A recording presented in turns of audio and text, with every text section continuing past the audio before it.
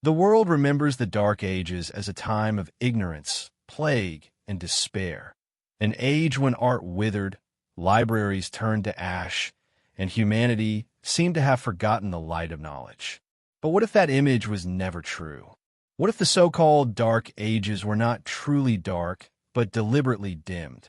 As the echoes of the Roman Empire faded, something else was happening behind monastery walls and in forgotten valleys, something hidden from the pages of official history. It is said that victors write the chronicles, but what happens when the victors choose not to write at all? The story begins in silence, the kind of silence that stretches across centuries. Between the ruins of the empire and the birth of the Renaissance lies a thousand-year fog, a void of missing records and shattered timelines. Historians call it a period of decline, yet scattered across Europe are traces that whisper a different story. Strange structures appear that seem too advanced for their supposed era. Manuscripts surface that speak of astronomical knowledge lost and found again. And beneath it all lies a haunting question. What were they trying to hide? The term Dark Ages itself was not born in the period it describes. It was coined centuries later by Renaissance scholars who wanted to glorify their own age by casting the past into shadow. Yet the deeper we look, the more we realize that this shadow may have been intentional. As empires shifted and belief systems clashed, knowledge became the most dangerous possession of all. Books were burned not just for heresy, but for revealing truths that contradicted the new order. Scholars disappeared. Ancient symbols were erased from monuments. Entire dynasties were rewritten into myth. The darkness may not have been ignorance. It may have been suppression. Across the old world, a few fragments survived. In crumbling abbeys, monks copied ancient texts by candlelight, preserving remnants of forgotten wisdom. They wrote in coded symbols and veiled metaphors, as if aware that eyes unkind to truth would one day search their pages. Beneath cathedrals, crypts concealed relics of an older faith, a faith that predated the church, rooted in the cycles of the stars and the sacred geometry of the earth itself. Legends tell of men and women who carried torches of forbidden knowledge through these centuries, passing secrets hand to hand like hidden fire. Imagine a Europe blanketed in mist, where travelers cross roads older than memory, where the ruins of Rome still breathe beneath the soil, and where the line between myth and reality blurs. In this murky landscape, time itself seems fractured. Entire generations are unrecorded. Empires vanish from memory. Chronologies disagree by decades or even centuries. It's as if someone rearranged the calendar, stitching together fragments of history to form a narrative that suited the new powers of the age. As night deepens over medieval Europe, a strange paradox emerges. How can an age of supposed darkness give birth to such luminous remnants of art, architecture, and encoded wisdom? The answer, perhaps, lies not in what was lost, but in what was hidden. The Dark Ages were not merely a passage of decay, but a battleground for truth, a struggle between memory and oblivion. Those who held power sought not only to rule bodies, but to shape minds, to rewrite the story of humanity itself. The silence of the Dark Ages is not the silence of emptiness, but of something deliberately muted, a truth buried under layers of time and deception. Tonight, we peel back those layers.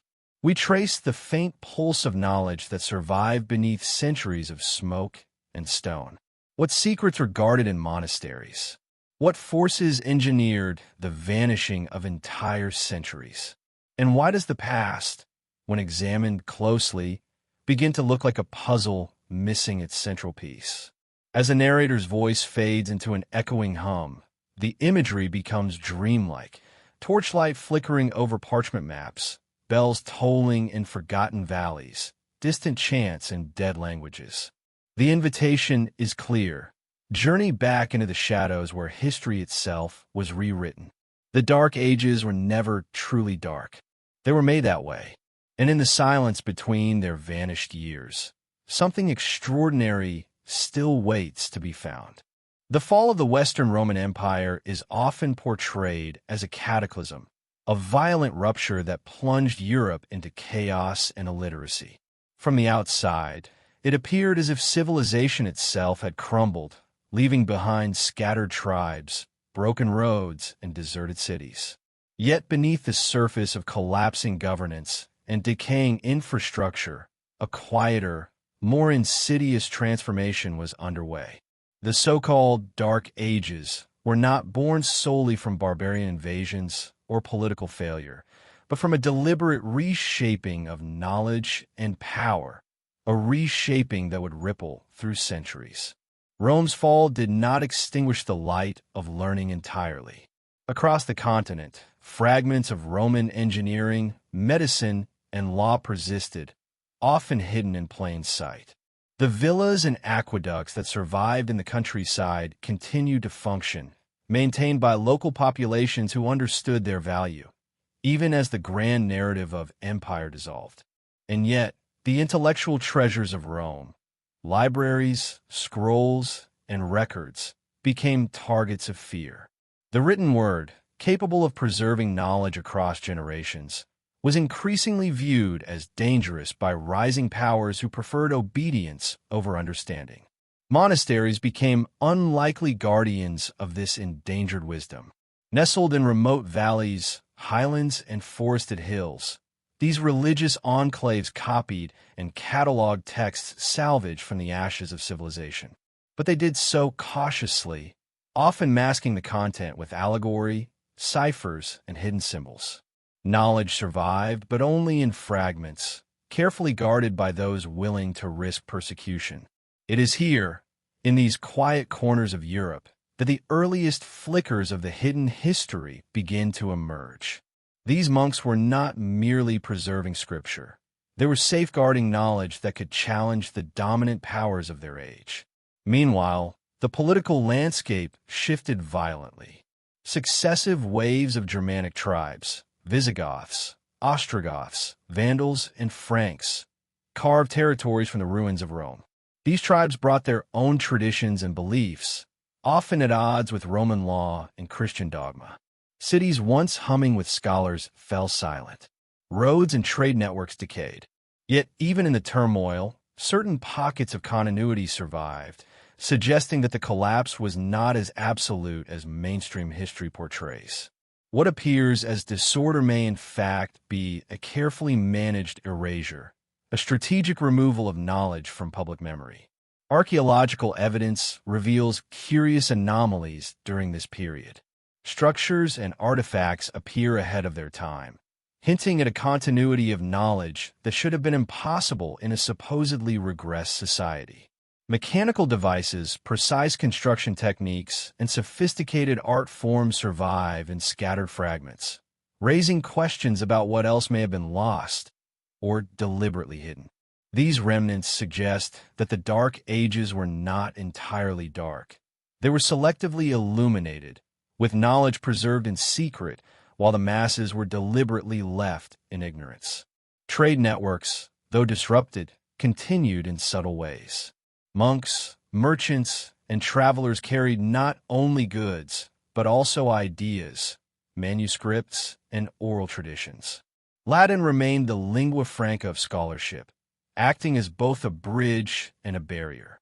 Knowledge was accessible, but only to those with the training, means, or secrecy to preserve it.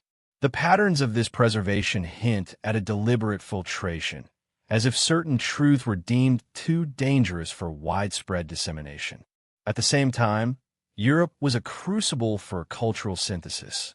Pagan traditions, Roman engineering, Christian theology, and emerging Germanic customs intertwined, creating a tapestry of hidden knowledge embedded in myths, rituals, and art. The apparent chaos masked a deeper order, one in which powerful forces shaped what could be remembered and what must be forgotten. Symbols, allegories, and sacred geometry became vessels for truths too potent to reveal openly. The landscape itself, cathedrals, hilltop fortresses, and subterranean crypts became a canvas for encoded wisdom, waiting for those perceptive enough to decode it centuries later. The fall of Rome also gave rise to a new form of power, the silent, invisible authority of knowledge. Kings and warlords could rule armies and territories, but it was the keepers of knowledge, the scholars, monks, and secret orders, who wielded influence over time itself. By preserving, editing, or destroying records, they could shape memory, dictate belief, and determine the narrative of history. This period reveals a subtle struggle not for land or wealth, but for the control of reality itself.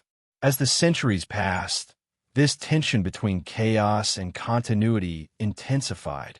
Political instability coexisted with remarkable achievements: illuminated manuscripts, early universities, complex fortifications, and mechanical ingenuity. These developments, though rare, suggest a deliberate interplay between suppression and preservation.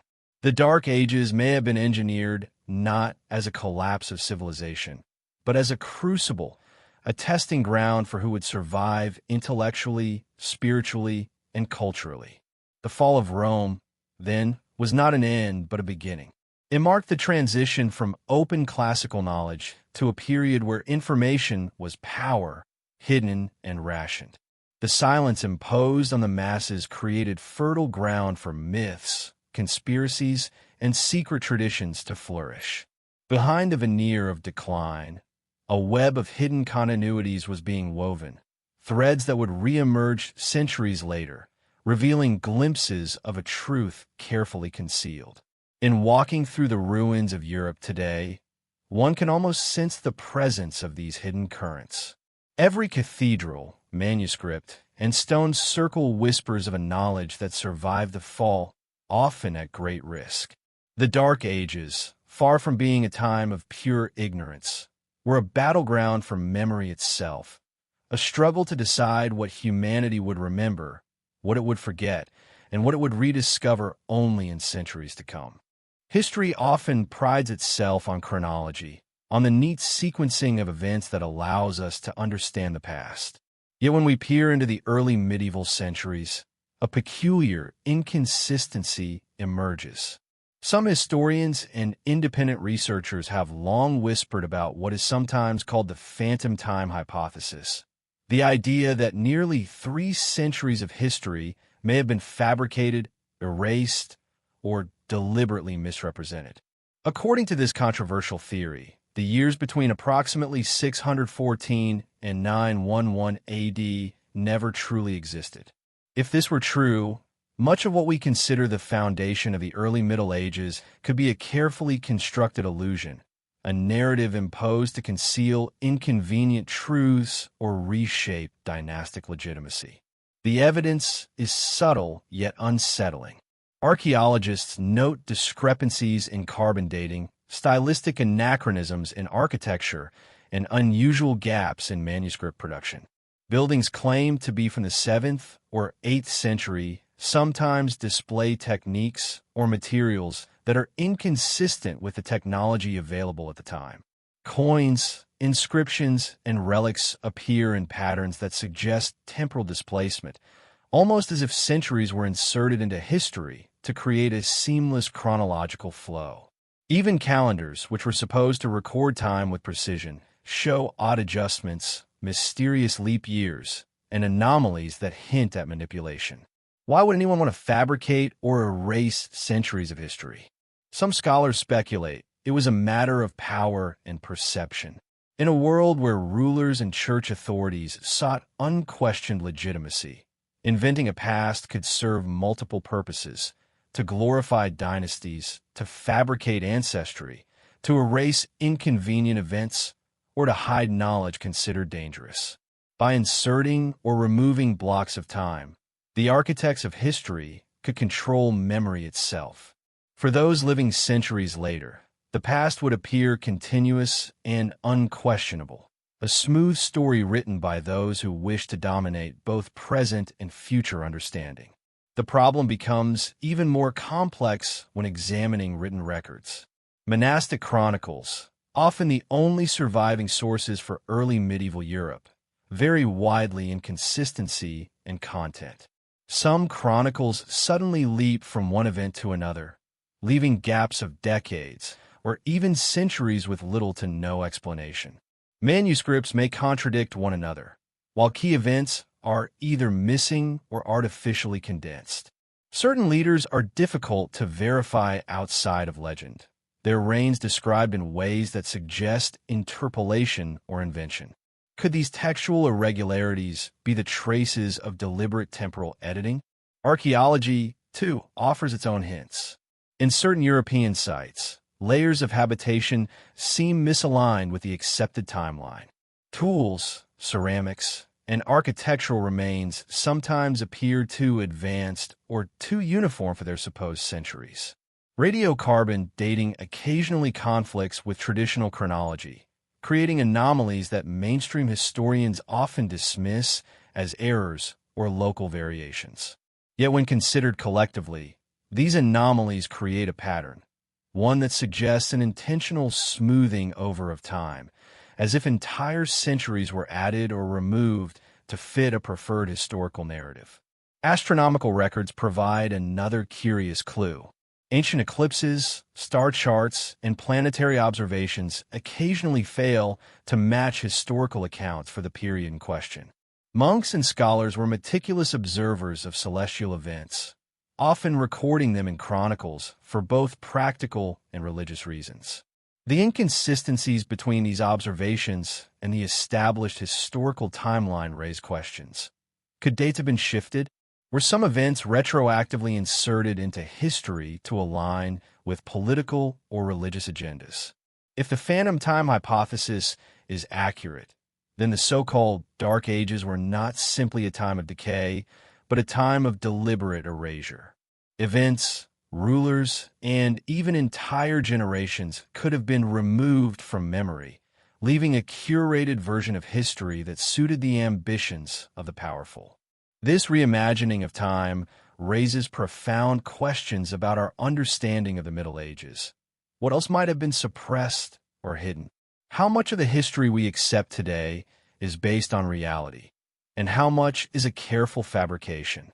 Even skeptics cannot ignore the strange coincidences. Charlemagne, crowned emperor in 800 AD, appears almost suspiciously at the beginning of a restored chronological order. His reign is positioned at a moment that conveniently fills the gap between the alleged phantom centuries and the later well-documented Carolingian period. Could his empire have been intentionally emphasized to mask missing time, providing a figurehead around whom a falsified past could coalesce? Beyond politics, the phantom time hypothesis forces a reconsideration of cultural and technological development. If centuries were inserted or erased, the progression of art, architecture, literature, and science becomes far less linear than we have been taught. Achievements attributed to one century may have originated in another, and innovations could appear to leapfrog decades or even centuries, creating the illusion of advancement where gaps of true historical continuity exist. This irregularity could explain why certain medieval manuscripts, astronomical devices, or architectural feats seem inexplicably advanced for their purported era. The hypothesis also intersects with hidden knowledge preserved by secret societies and monastic orders. If centuries were manipulated, then the knowledge preserved in monasteries, coded texts, and underground libraries might represent fragments of a timeline carefully curated to protect the truth. Perhaps these custodians were aware of the temporal irregularities, safeguarding the authentic knowledge for a future that could rediscover it. The surviving manuscripts may thus serve as breadcrumbs, guiding later generations to a history deliberately concealed.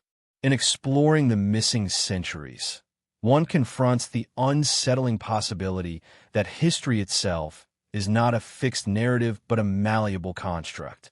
The Dark Ages, often portrayed as a void, could instead be a stage of active manipulation, a carefully orchestrated silence meant to obscure truth and maintain control. And if time itself has been tampered with, the consequences extend beyond scholarship. Our understanding of civilization, of human achievement, and of the continuity of knowledge may require reevaluation.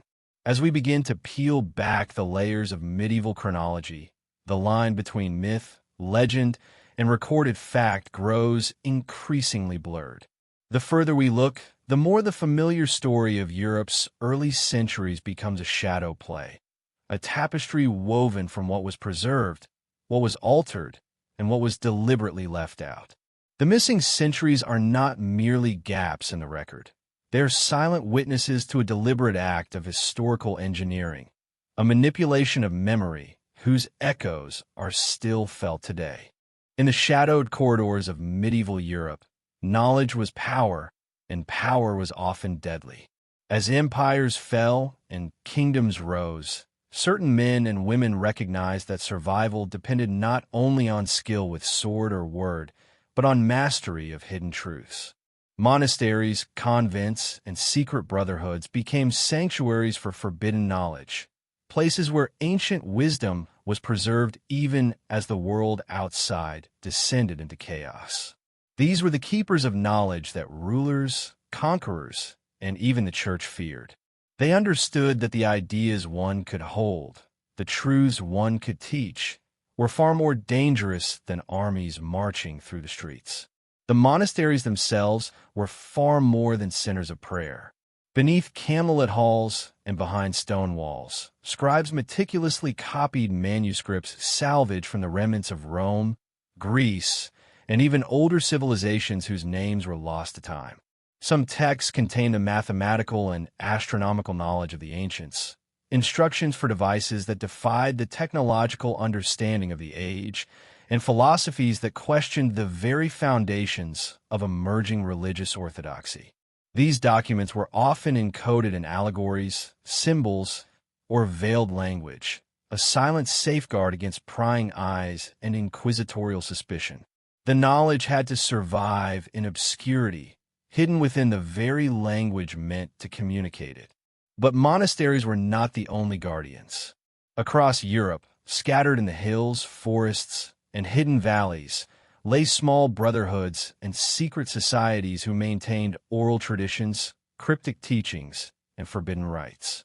These groups, though often labeled heretical, served as vessels for knowledge that could not be openly transmitted. Some practiced astrology, alchemy, and early sciences. Others preserved memory of the old gods and rituals that predated the rise of Christianity. Their survival depended on secrecy, clever deception, and sometimes ruthless discretion. They understood the dangers of exposure, for heresy was punishable not just by exile, but by death. Among the manuscripts preserved, certain texts are particularly intriguing. Astronomical treatises describe star charts with precision that seems impossible for the era. Alchemical writings hint at chemical processes that would not be understood until centuries later. Architectural sketches show geometric sophistication beyond the understanding of the average medieval craftsman. And yet, these works were carefully hidden, often rewritten in codes and symbols to mask their true purpose. A casual observer would see only scripture, prayer, or allegory. Only those initiated into the secret could decode the layers of meaning embedded within the pages. The Church, while outwardly a protector of knowledge, was also a censor, gatekeeper, and sometimes destroyer. Texts deemed dangerous, heretical, or misaligned with the official doctrine were often burned, buried, or concealed. Monks who wished to preserve forbidden wisdom had to navigate this dangerous landscape with both ingenuity and courage. Some disguised pagan philosophy in Christian allegory. Others buried manuscripts in hidden chambers beneath abbeys or within the foundations of churches. Every copied page was an act of defiance, a silent rebellion against the erasure of memory. Some secret orders became legendary in their ability to protect knowledge. The Benedictines, for instance, are known for their meticulous transcription of texts, but there are hints that their work extended beyond Scripture, preserving philosophical, scientific, and mystical knowledge that predated Christianity itself. Later, the Knights Templar and other chivalric orders were rumored to continue this work, safeguarding documents, relics, and artifacts of great power. Though their ultimate fates varied, many destroyed, others absorbed into new structures, the continuity of hidden knowledge persisted across generations. The survival of these secrets was not purely a matter of chance. Guardians of knowledge developed sophisticated systems of encryption, symbolism, and oral instruction to ensure that truth could endure, even if part of it was lost. Sacred geometry, numerical codes, and allegorical storytelling served as protective layers, accessible only to the initiated. Knowledge was a living thing, transmitted with careful ritual and guarded by loyalty, secrecy, and sometimes deadly consequence. Interestingly, the knowledge preserved was not only scientific or mystical, but also practical. Agricultural methods, medical treatments, and techniques for building resilient structures were often encoded in texts or ritual practices. These skills allowed small communities to survive during times of famine, plague, or invasion, providing a continuity of civilization beneath the apparent collapse. What appears to us as the Dark Ages was in reality a period of careful stewardship, a hidden network of wisdom maintaining a fragile bridge to the future. The influence of these keepers of knowledge extended far beyond their cloistered walls. Travelers, emissaries, and scholars who passed through these enclaves sometimes carried fragments of this wisdom to distant lands, seeding ideas that would re-emerge in the Renaissance and beyond. In a way, the hidden knowledge of the Dark Ages acted as a secret lifeline, preserving the intellectual DNA of earlier civilizations while the surface world succumbed to war, disease, and political upheaval. Perhaps the most haunting aspect of these secret custodians is the sense that much of what they preserved may still be undiscovered. Crypts, buried libraries, coded manuscripts, and symbols carved in a stone remain, their meaning only partially understood. The possibility that entire systems of knowledge, scientific, philosophical, or mystical, were deliberately hidden from mainstream view is both thrilling and unsettling.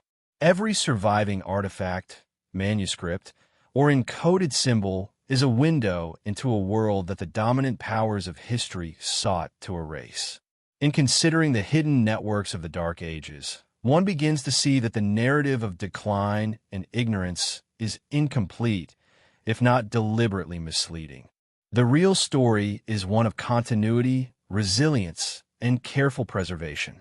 While kingdoms fell and wars raged, quiet figures worked tirelessly to ensure that knowledge endured.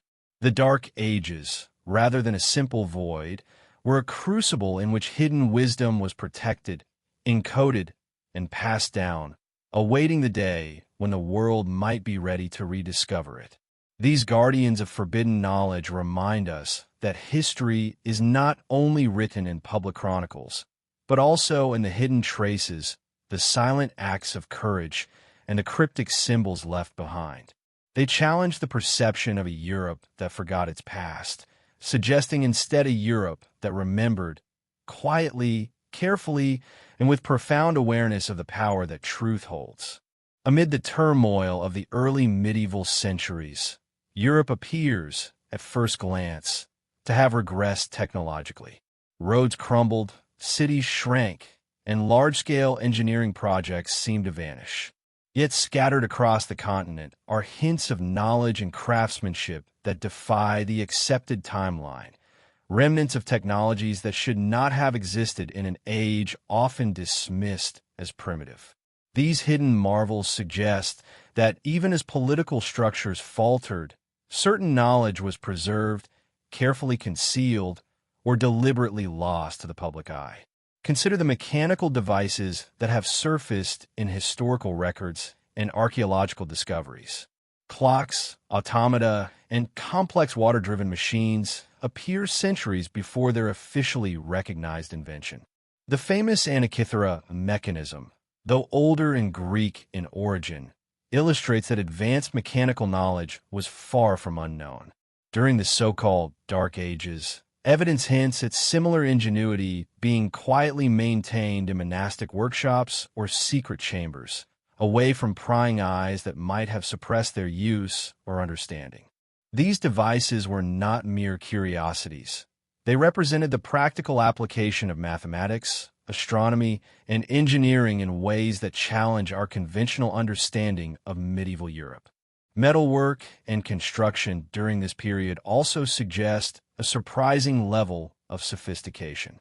Armor, weaponry, and architectural elements show craftsmanship that surpasses what one might expect from a society recovering from collapse. Certain cathedrals and fortifications exhibit geometric precision and structural ingenuity that appears centuries ahead of mainstream timelines. Were these skills preserved from Roman antecedents, or were they the result of hidden experimentation and knowledge kept alive by clandestine artisans? The evidence leans toward the latter, implying a continuum of technological awareness that contradicts the notion of complete medieval stagnation. Even simple tools bear traces of advanced understanding. Instruments for surveying, navigation, and astronomy, including astrolabes and early compasses, were often kept secret or passed through restricted networks of scholars. The knowledge required to use them accurately was painstakingly guarded, often encoded in texts written in obscure languages or symbols. Such practices ensured that only a select few could harness these technologies, keeping the majority of the population in relative ignorance and reinforcing the hierarchy of knowledge. Manuscripts from this era occasionally depict mechanical innovations with astonishing clarity. Some illustrate watermills capable of complex operations, while others hint at early understanding of hydraulics, gears, and levers. Scholars suggest that such designs may have influenced later Renaissance breakthroughs, though the intervening centuries appear, on the surface, to be a void. Could it be that the so-called invention of certain devices in the 14th or 15th centuries was actually a rediscovery of knowledge preserved quietly through the Dark Ages? These possibilities challenge conventional history and suggest a deliberate concealment of technological progress. Agricultural techniques offer another example of lost knowledge. Medieval Europe endured frequent famines, yet evidence points to sophisticated irrigation systems, crop rotation practices, and soil enrichment strategies that were either hidden or forgotten over time. Some methods, documented in monastic records or encoded in obscure treatises, demonstrate an understanding of sustainability that would not become widespread until centuries later. Such knowledge, if suppressed or guarded, highlights the selective control over information, not merely what people knew, but what they were allowed to know. Even navigation and cartography reveal surprises. Maps from the early medieval period occasionally show remarkable accuracy, depicting coastlines, rivers, and celestial alignments inconsistent with the technology officially credited to later eras. Certain seafarers and monastic mapmakers appear to have retained and transmitted geographic knowledge inherited from antiquity, preserving insights that might otherwise have vanished. These examples suggest a continuity of expertise hidden beneath the apparent disorder of the times. The suppression of technology, however, was as significant as its preservation. Devices, manuscripts, and techniques that threatened established power structures, whether political, religious, or economic, were often concealed or destroyed. Knowledge of metallurgy that could give an artisan an edge in weaponry, or astronomical calculations that could challenge doctrinal claims, was dangerous. Inventors and scholars had to operate in secrecy, their work invisible to the wider world, their discoveries transmitted only to trusted apprentices or secretive orders. Even architecture carries the fingerprints of hidden technological knowledge. Gothic cathedrals built centuries into the medieval era exhibit innovations in load-bearing, structural integrity, and acoustic engineering that appear far in advance of common understanding.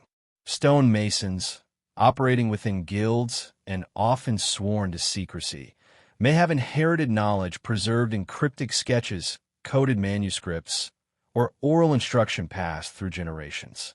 The extraordinary precision of these structures challenges the assumption of a technologically stagnant period and hints at a continuum of skill maintained in secrecy. The hidden technologies of the Dark Ages are not merely relics of curiosity. They represent the deliberate, careful stewardship of knowledge. These inventions and techniques illuminate a pattern. While political power shifted violently and the majority of the population experienced hardship, a select few maintained continuity in science, engineering, and practical skill. Their work was hidden from public view, often encoded or mythologized, leaving only fragments for us to discover centuries later. In contemplating these lost technologies, one must also consider the broader implications. If such knowledge existed and was intentionally concealed, it suggests a deliberate effort to control the trajectory of civilization. By controlling who could access advanced techniques, the powers of the age could manipulate social order, religious authority, and political dominance. What we often perceive as medieval ignorance may instead have been a carefully constructed system in which knowledge was both weaponized and safeguarded, a delicate balance between preservation and suppression. Ultimately, the hidden technologies of the Dark Ages remind us that history is rarely as simple as it appears. Behind the crumbling cities, the famines, and the apparent chaos, there existed a network of ingenuity and skill quietly advancing civilization in ways deliberately obscured. These secret innovations challenge our assumptions, suggesting that the Middle Ages were not merely an age of darkness, but a period of careful, clandestine preservation and development, a hidden continuum of human knowledge waiting to be rediscovered. Beneath the familiar landscapes of medieval Europe, beneath the villages, churches, and rolling hills, lie traces of civilizations long forgotten. Civilizations whose influence predates the so-called Dark Ages and whose existence was systematically erased from memory. Archaeologists and historians have uncovered enigmatic ruins, unusual architectural remnants, and artifacts that cannot easily be reconciled with the accepted narrative of the early medieval period. These findings suggest that the story of Europe is far older, far stranger, and far more complex than conventional history admits. In many regions, layers of settlements reveal advanced planning, engineering, and craftsmanship that seem incongruous with the timeline of recorded history. Stone foundations of buildings, subterranean chambers, and fortified structures appear in forms that resemble both Roman engineering and later medieval construction, yet they often predate the period in which they are categorized. These anomalies hint at the existence of a lost civilization whose knowledge of architecture, hydraulics, and urban planning may have been far superior to that of their contemporaries. The question emerges, who were these people, and why were their achievements buried beneath the soil and the dust of time? Some theorists propose that remnants of a pre-Roman civilization persisted beneath Europe, possibly surviving from the age of the so-called Atlanteans or other advanced societies whose history was deliberately suppressed. Legends of cities beneath the earth, subterranean passages, and hidden temples abound across European folklore. In Ireland, Scotland, and the Mediterranean, tales speak of tunnels and underground chambers built with precision that far surpasses what was thought possible for early medieval builders. While dismissed as myth by mainstream scholarship, archaeological finds increasingly suggest that these legends may have roots in reality. Artifacts recovered from these sites further challenge conventional chronology. Tools, ornaments, and mechanical devices sometimes display levels of metallurgy and craftsmanship far beyond what should have been available at the time. Some items, unearthed during excavations beneath abbeys or castles, bear intricate designs and functionality that indicate knowledge of mathematics, astronomy, or engineering that predates known historical developments. When these objects are dated using carbon analysis or contextual stratigraphy, the results often defy the timeline of accepted history, hinting at lost epochs and civilizations deliberately erased from the record. Even the landscape itself seems to hold hidden secrets. Ancient earthworks, hilltop enclosures, and megalithic alignments are found across Europe, carefully aligned to astronomical events and natural topography. Some of these structures predate Roman conquest, yet their purpose and methods remain largely enigmatic. Scholars suggest that they were not merely ceremonial, but may have encoded sophisticated knowledge of mathematics, astronomy, and environmental engineering. These remnants hint at a culture that understood the natural world with remarkable precision, knowledge that was later lost or concealed as new powers rose to dominance. Religious and sacred sites often sit atop these older foundations, a pattern that speaks to deliberate erasure and repurposing. Christian churches and monasteries frequently occupy sites that have been revered for centuries, sometimes millennia, before the rise of Christendom. In doing so, the spiritual and cultural memory of earlier civilizations was obscured, replaced with a narrative that suited the prevailing religious and political authorities. Beneath these foundations, hidden crypts and subterranean chambers sometimes contain relics, inscriptions, and artifacts from an earlier age, remnants of knowledge carefully buried to prevent discovery. Even in urban centers, the layering of civilizations hints at continuity and concealment. Cities like Paris, Rome, and London reveal archaeological strata showing repeated construction, demolition, and rebuilding. Buried streets, walls, and fortifications often predate the historically recognized period, suggesting that European settlements have long histories that mainstream narratives fail to account for.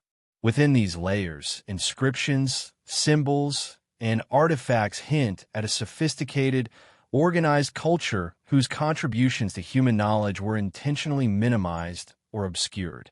The question naturally arises: why erase these civilizations from memory? Power, control, and the manipulation of historical narrative likely played central roles. Successive empires and religious authorities may have seen older civilizations as threats to their legitimacy. By destroying monuments, repurposing sacred sites, and rewriting chronicles, they could impose a version of history that glorified the present and obscured the past.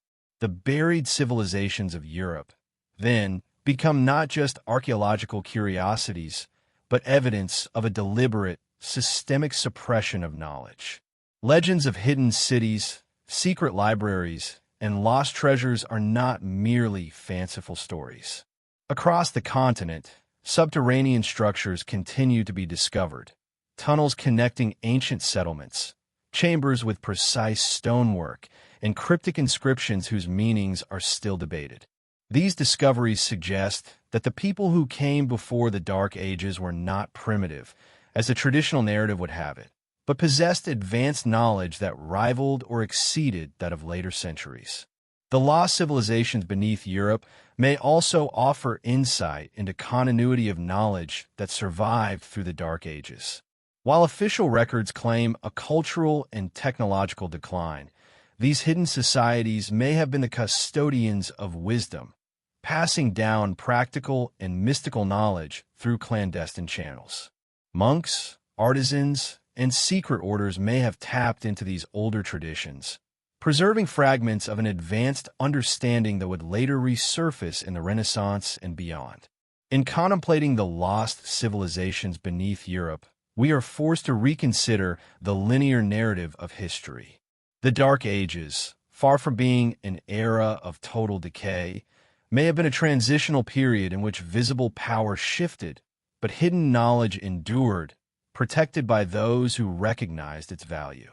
The structures, artifacts, and underground chambers that survive today are not merely relics.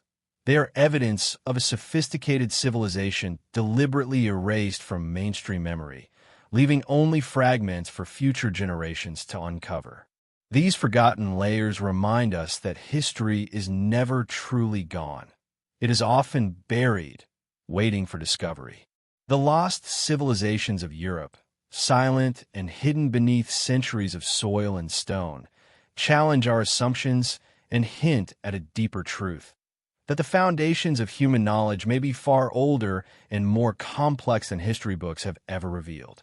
Beneath the Dark Ages lies a hidden world of ingenuity, culture, and mystery, a world whose traces continue to whisper to those willing to listen.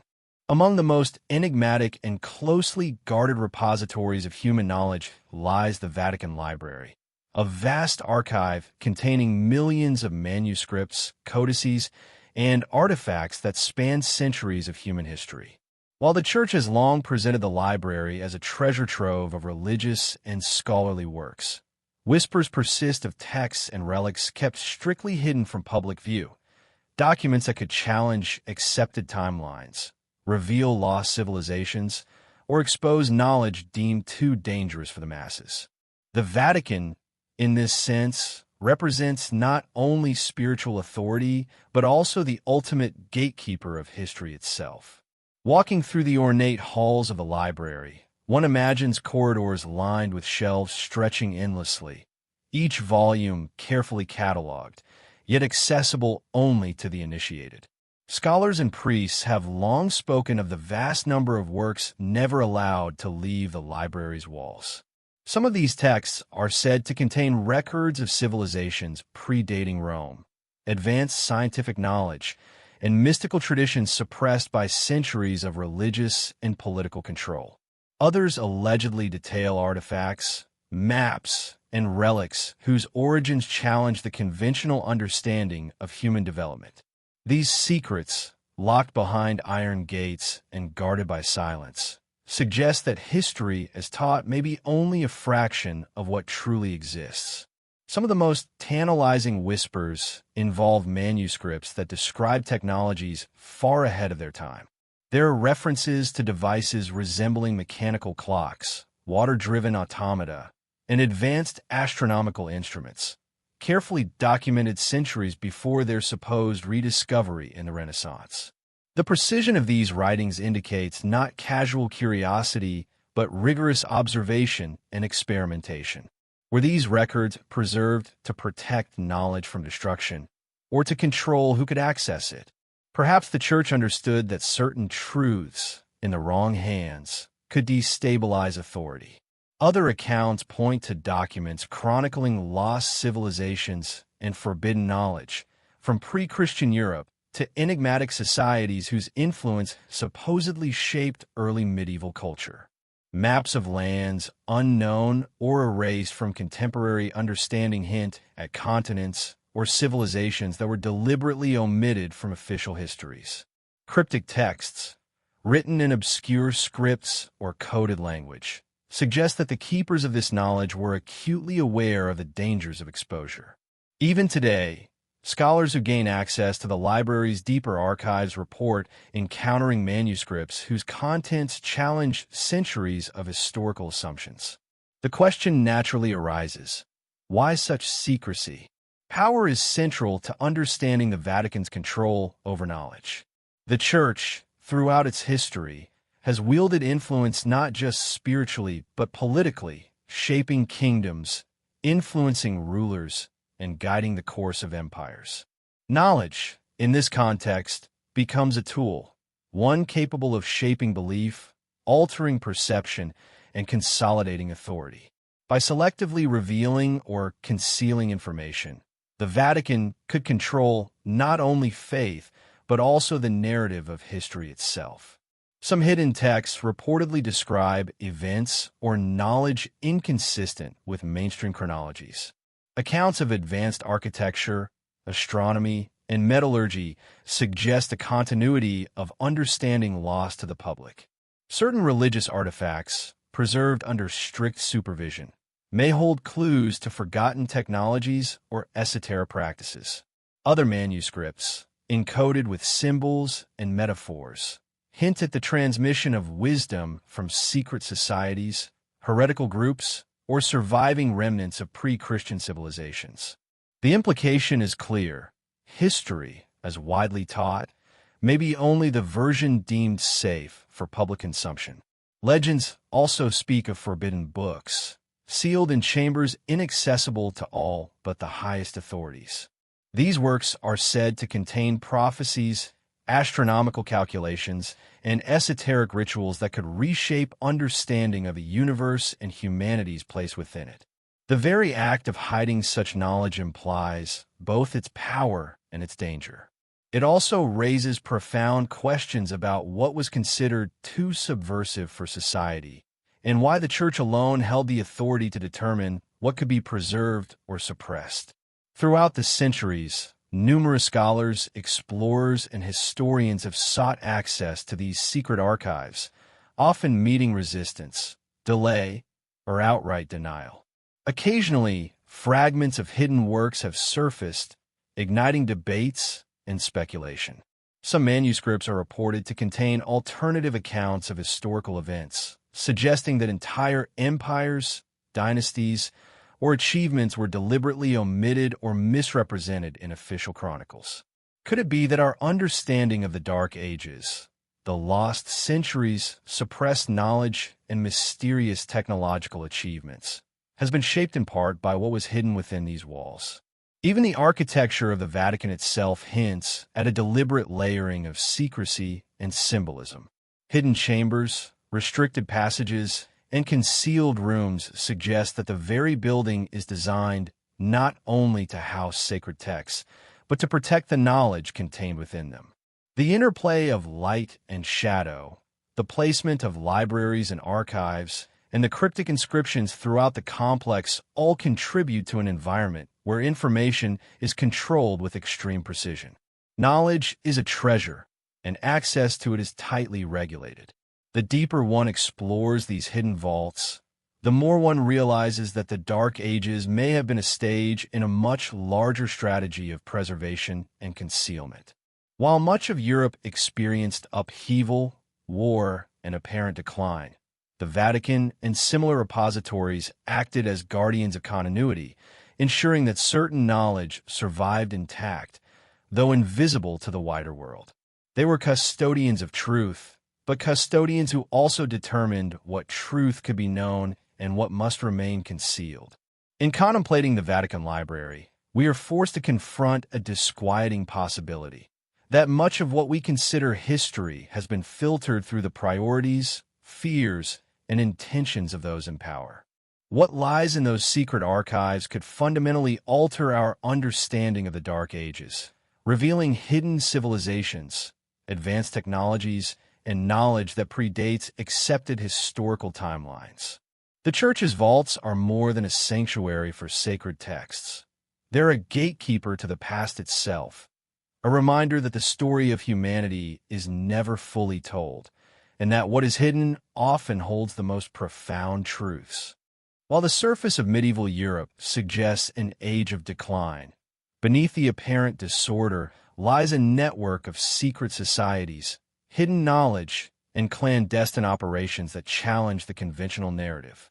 These groups, often shrouded in mystery and suspicion, operated in the shadows, preserving wisdom and artifacts that mainstream history either ignored or actively suppressed. The influence of these societies extended far beyond the local. They were part of a broader network that spanned the continent, ensuring the survival of ideas that might otherwise have vanished entirely. Among the most renowned of these organizations were the Knights Templar, whose rise in the 12th century has been the subject of legend and speculation for centuries.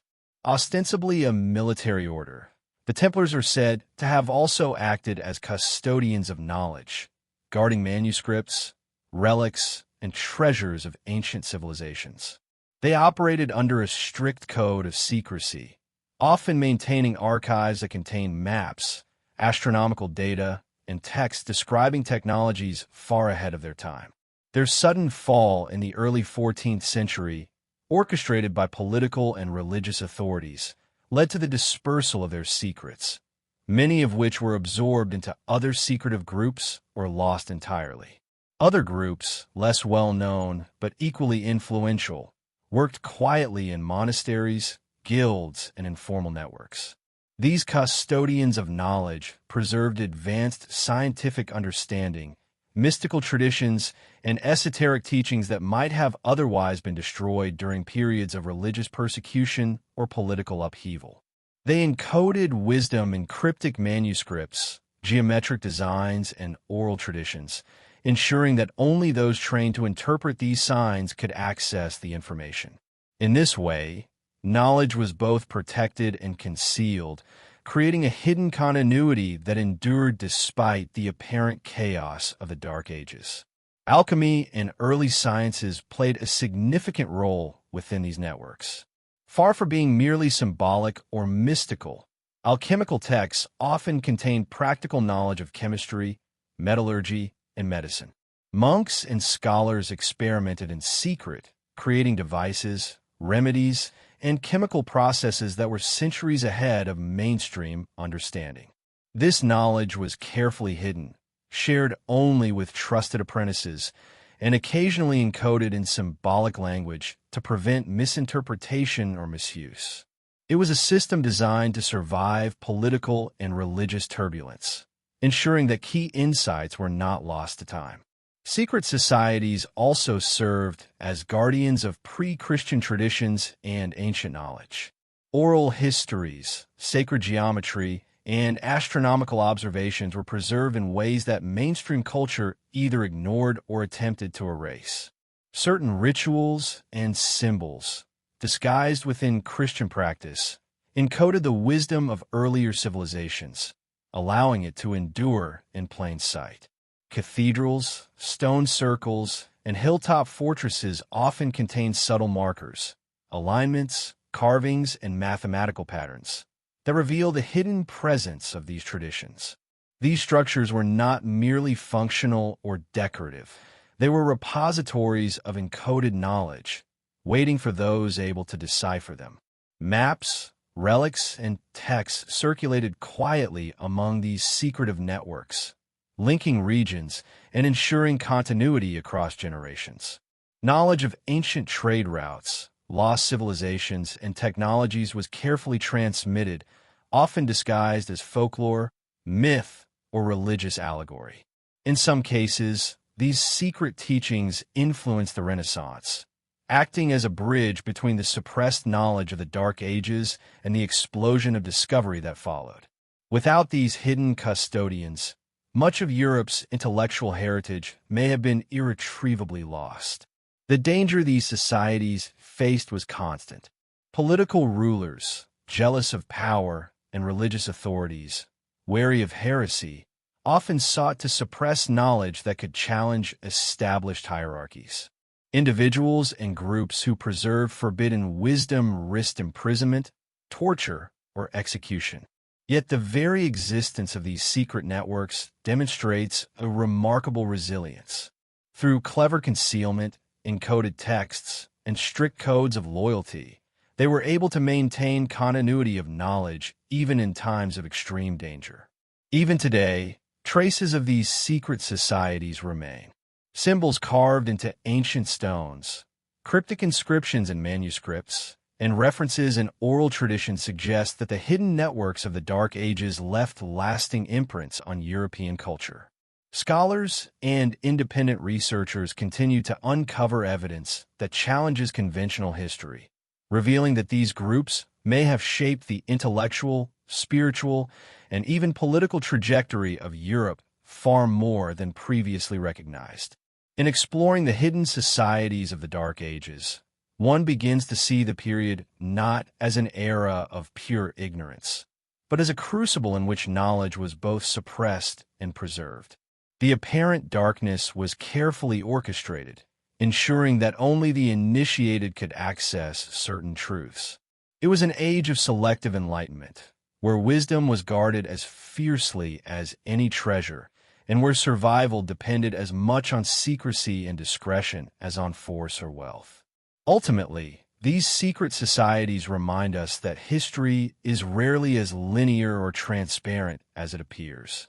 The Dark Ages may have seemed a period of decline and obscurity, but beneath the surface existed a hidden continuum of knowledge, carefully protected and transmitted across generations.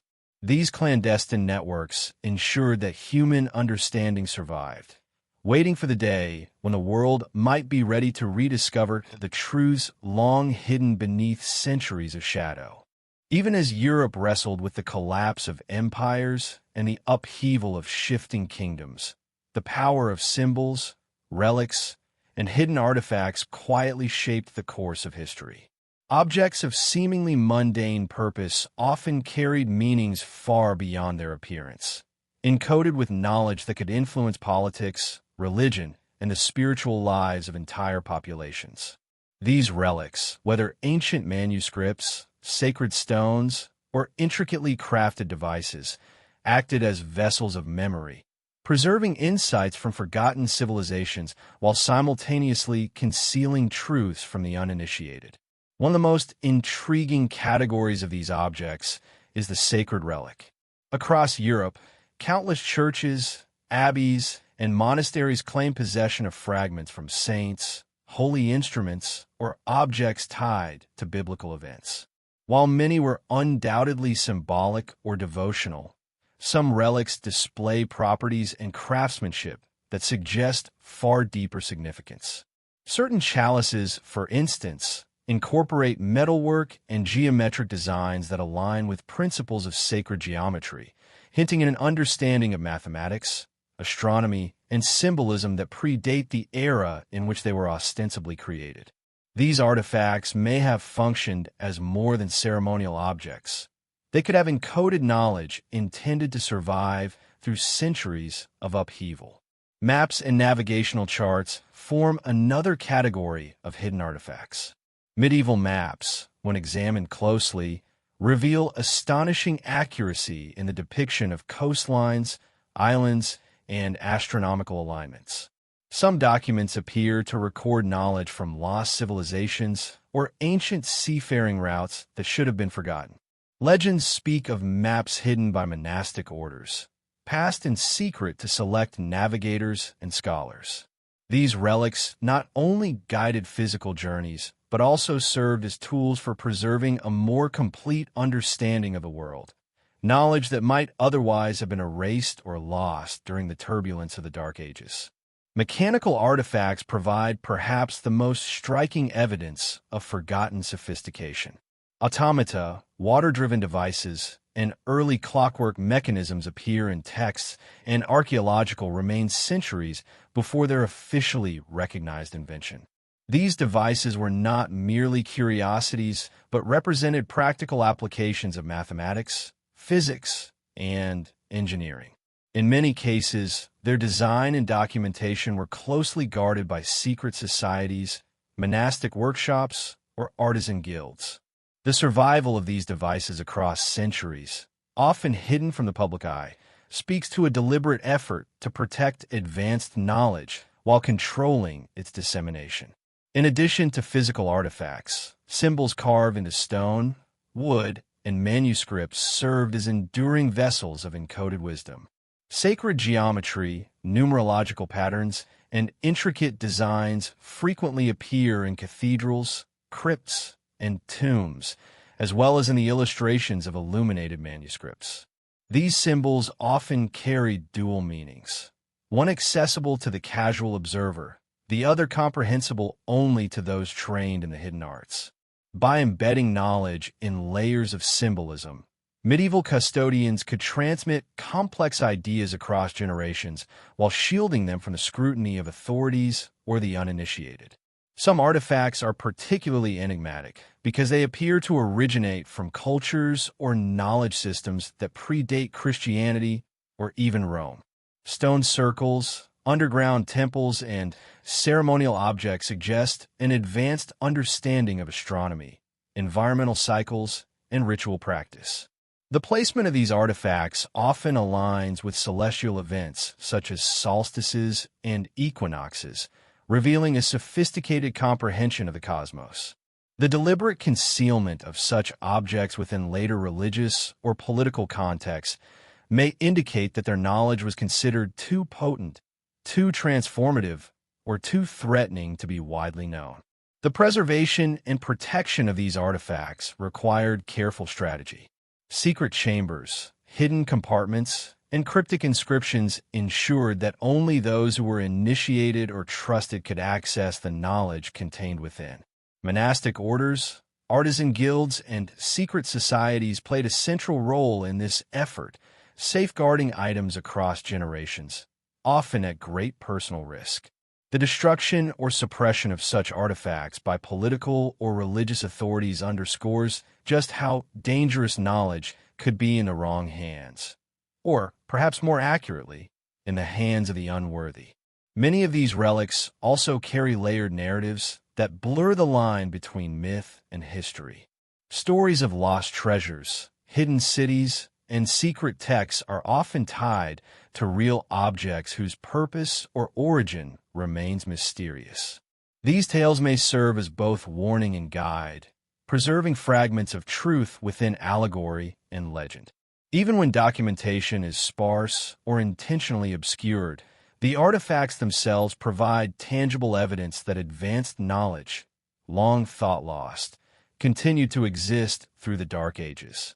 In contemplating these hidden relics, it becomes clear that the Dark Ages were not merely a period of decline, but a time of active preservation, concealment, and coded transmission of knowledge. Objects that survived were carefully curated, often hidden in plain sight, waiting for future generations capable of interpreting their significance. These relics remind us that human history is layered, complex, and frequently rewritten, with truths buried beneath centuries of intentional obfuscation. Ultimately, the hidden artifacts of the Dark Ages challenge our understanding of civilization's trajectory. They reveal a continuum of knowledge that defies conventional timelines, suggesting that wisdom, technology, and spiritual insight were preserved through deliberate effort and secrecy. Each object, symbol, or manuscript acts as a silent witness to the hidden currents of history, a testament to the ingenuity, foresight, and courage of those who labored to ensure that humanity's deeper truths would survive, even when the world above seemed shrouded in darkness. In the flickering half-light of the medieval age, when the chronicles of power were written almost entirely by men, the true influence of women became like whispers carried through stone corridors. The Dark Ages, so often depicted as a world of iron and shadow, also harbored quiet flames of brilliance, mystics, healers, queens, and philosophers who, though erased from the surface of history, moved the undercurrents of thought and spirit. They were women who held secrets not only of herbs and healing, but of numbers, stars, and the sacred nature of reality itself. In a time when the Church's grip silenced many, these women spoke in visions, in symbols, in the subtle language of art and alchemy. Hildegard of Bingen stands as one of the most luminous of these hidden figures. A Benedictine abbess in the 12th century, she received visions from what she called the living light. Her writings were filled with cosmic imagery, the harmony of spheres, the breath of God animating all creation, the sacred music of the universe. In her compositions and illuminated manuscripts, one can glimpse an ancient philosophy, that sound, color, and geometry are the building blocks of divine order. To her contemporaries, she was both revered and feared. To modern eyes, she seems less a product of the Dark Ages than a messenger from a forgotten world of sacred science, echoing older mysteries that may have survived through her. But Hildegard was not alone. There were others, many whose names have been lost, who wove their influence through courts and cloisters alike. In southern France, whispers tell of women who preserved remnants of Cathar wisdom, a belief in the duality of the world, the hidden spark of light within every soul. These women were healers, herbalists, and visionaries, guiding seekers in secret. Their knowledge passed from hand to hand, from mother to daughter, as if carrying a fragile flame through centuries of wind. When the Inquisition came for the Cathars, it was these women who vanished into legend, said to carry sacred texts and ancient relics into the mountains, safeguarding truths the Church could never fully destroy. In the British Isles, old Druidic traditions lingered beneath Christian skins. Women known as seeresses and wise women continued to practice rites of the moon, blending Celtic and Christian prayer into something both forbidden and holy. The Abbess Bridget of Kildare, though sanctified as a Christian saint, bears the unmistakable echo of the pagan goddess Bridget, keeper of the flame, protector of poets, and goddess of inspiration. The line between goddess and saint blurred, and through that thin veil, ancient goddess traditions survived under new names, hidden in plain sight within the Church's own pantheon. Then there were the alchemists, the elusive women who worked in secret chambers while Europe's rulers warred outside.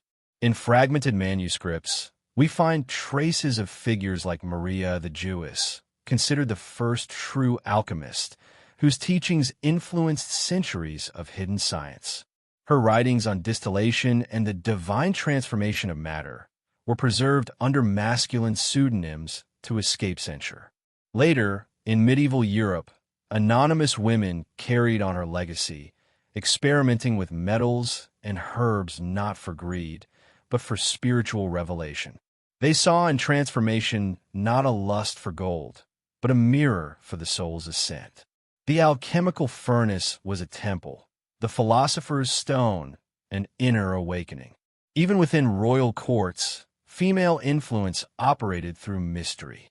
Queens and noble women often served as patrons to scholars, mystics, and secret orders.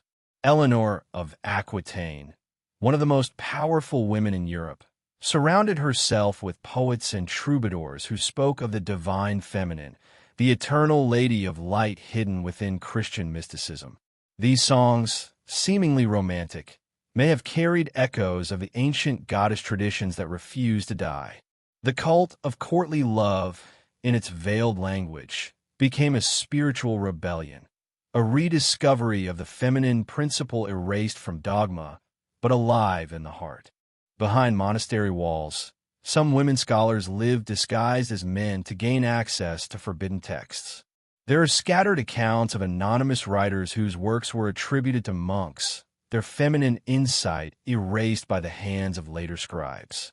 But their words, gentle, luminous, filled with empathy for the cycles of life, bear traces of a perspective rarely found in male-dominated theology. Some modern scholars believe that certain illuminated manuscripts, filled with floral geometry and lunar motifs, were created by women artists in secret, spiritual statements in pigment and gold leaf, capturing the lost harmony between the earth, the heavens, and the human soul. These veiled women were not rebels in the modern sense. They moved in shadows because they understood that preservation required subtlety. Their knowledge of herbs, stars, childbirth, and spirit was woven into songs, prayers, and recipes, each concealing deeper meanings. They were midwives of both body and consciousness.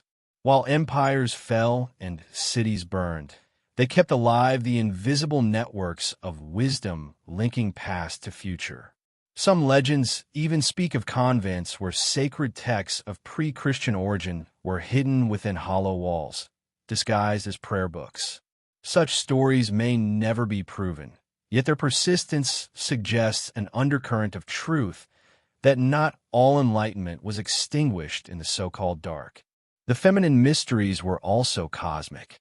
Medieval art occasionally depicts Mary or Sophia surrounded by patterns of stars, or seated within a vesica piscis, the symbol of creation in sacred geometry. To the untrained eye, these were symbols of piety. To the initiated, they were remnants of ancient cosmological knowledge, rooted in Egyptian and Platonic systems. The female figure was seen as the living embodiment of divine wisdom, the counterpart to the masculine logos. While theology sought to dominate the heavens, mysticism sought to unite with them. And in that union, the feminine principle held the key. As the centuries turned, the whispers grew bolder. The Renaissance, often called a rebirth of reason, owed much to those quiet custodians who had preserved fragments of older light. Hildegard's visions inspired later mystics. Maria's alchemy reappeared in Hermetic texts. The troubadour's lady became the muse of Renaissance art. The feminine presence, once hidden, began to reemerge through the arts, philosophy, and spiritual revival. Yet even then, her true history remained veiled, encoded within symbols, waiting for those with eyes to see. The women of the so-called Dark Ages were not merely survivors. They were keepers of flame. Through silence, they spoke. Through suppression, they endured. Their legacy is not written in the chronicles of kings, but in the margins, in the faint lines of forgotten manuscripts, in the soft hum of hymns sung at twilight. They remind us that even in humanity's darkest epochs, light finds a way, not through conquest or power, but through the quiet persistence of those who remember what must never be forgotten. Their story is not just history, it is prophecy. For every age that falls into darkness gives rise to its hidden torchbearers. The true power of these women was not in defiance, but in endurance. Their whispers became the seeds of the Renaissance, the spark of esoteric revival, and the soft pulse of the divine feminine reawakening across centuries. And perhaps, if we listen closely, we can still hear their voices, woven in wind, in song, in the faint shimmer of candlelight upon the pages they once touched. Within the solemn cathedrals and quiet cloisters of the medieval world, a paradox lived and breathed. The Church stood as both guardian of knowledge and its warden, proclaiming divine truth while burying countless other interpretations beneath the weight of orthodoxy. Yet even within those stone walls, under the rule of silence and obedience, certain voices began to whisper of visions and revelations that transcended dogma. They spoke not in the language of scholars or priests, but of fire, of light, of hidden architecture within the soul. These were the Church's own mystics, those who, while sworn to its service, began to glimpse something deeper, something ancient. Their words would ripple across the centuries like a secret song beneath the choir's measured hymns. Mysticism within the Church was a double-edged flame. Those who claimed direct communion with the divine often walked a dangerous path between sainthood and heresy. The Church needed their visions to inspire faith, yet feared the freedom they represented. True mysticism required no intermediaries, no priest, no pope, only the open heart and the awakened spirit. And in this independence, the mystics posed an unspoken threat. They reached for God without permission. From this tension, some of history's most haunting spiritual works were born, filled with symbolism that concealed as much as it revealed. Among these voices was Meister Eckhart, a Dominican friar of the 14th century, whose sermons dared to cross the invisible boundaries of orthodoxy.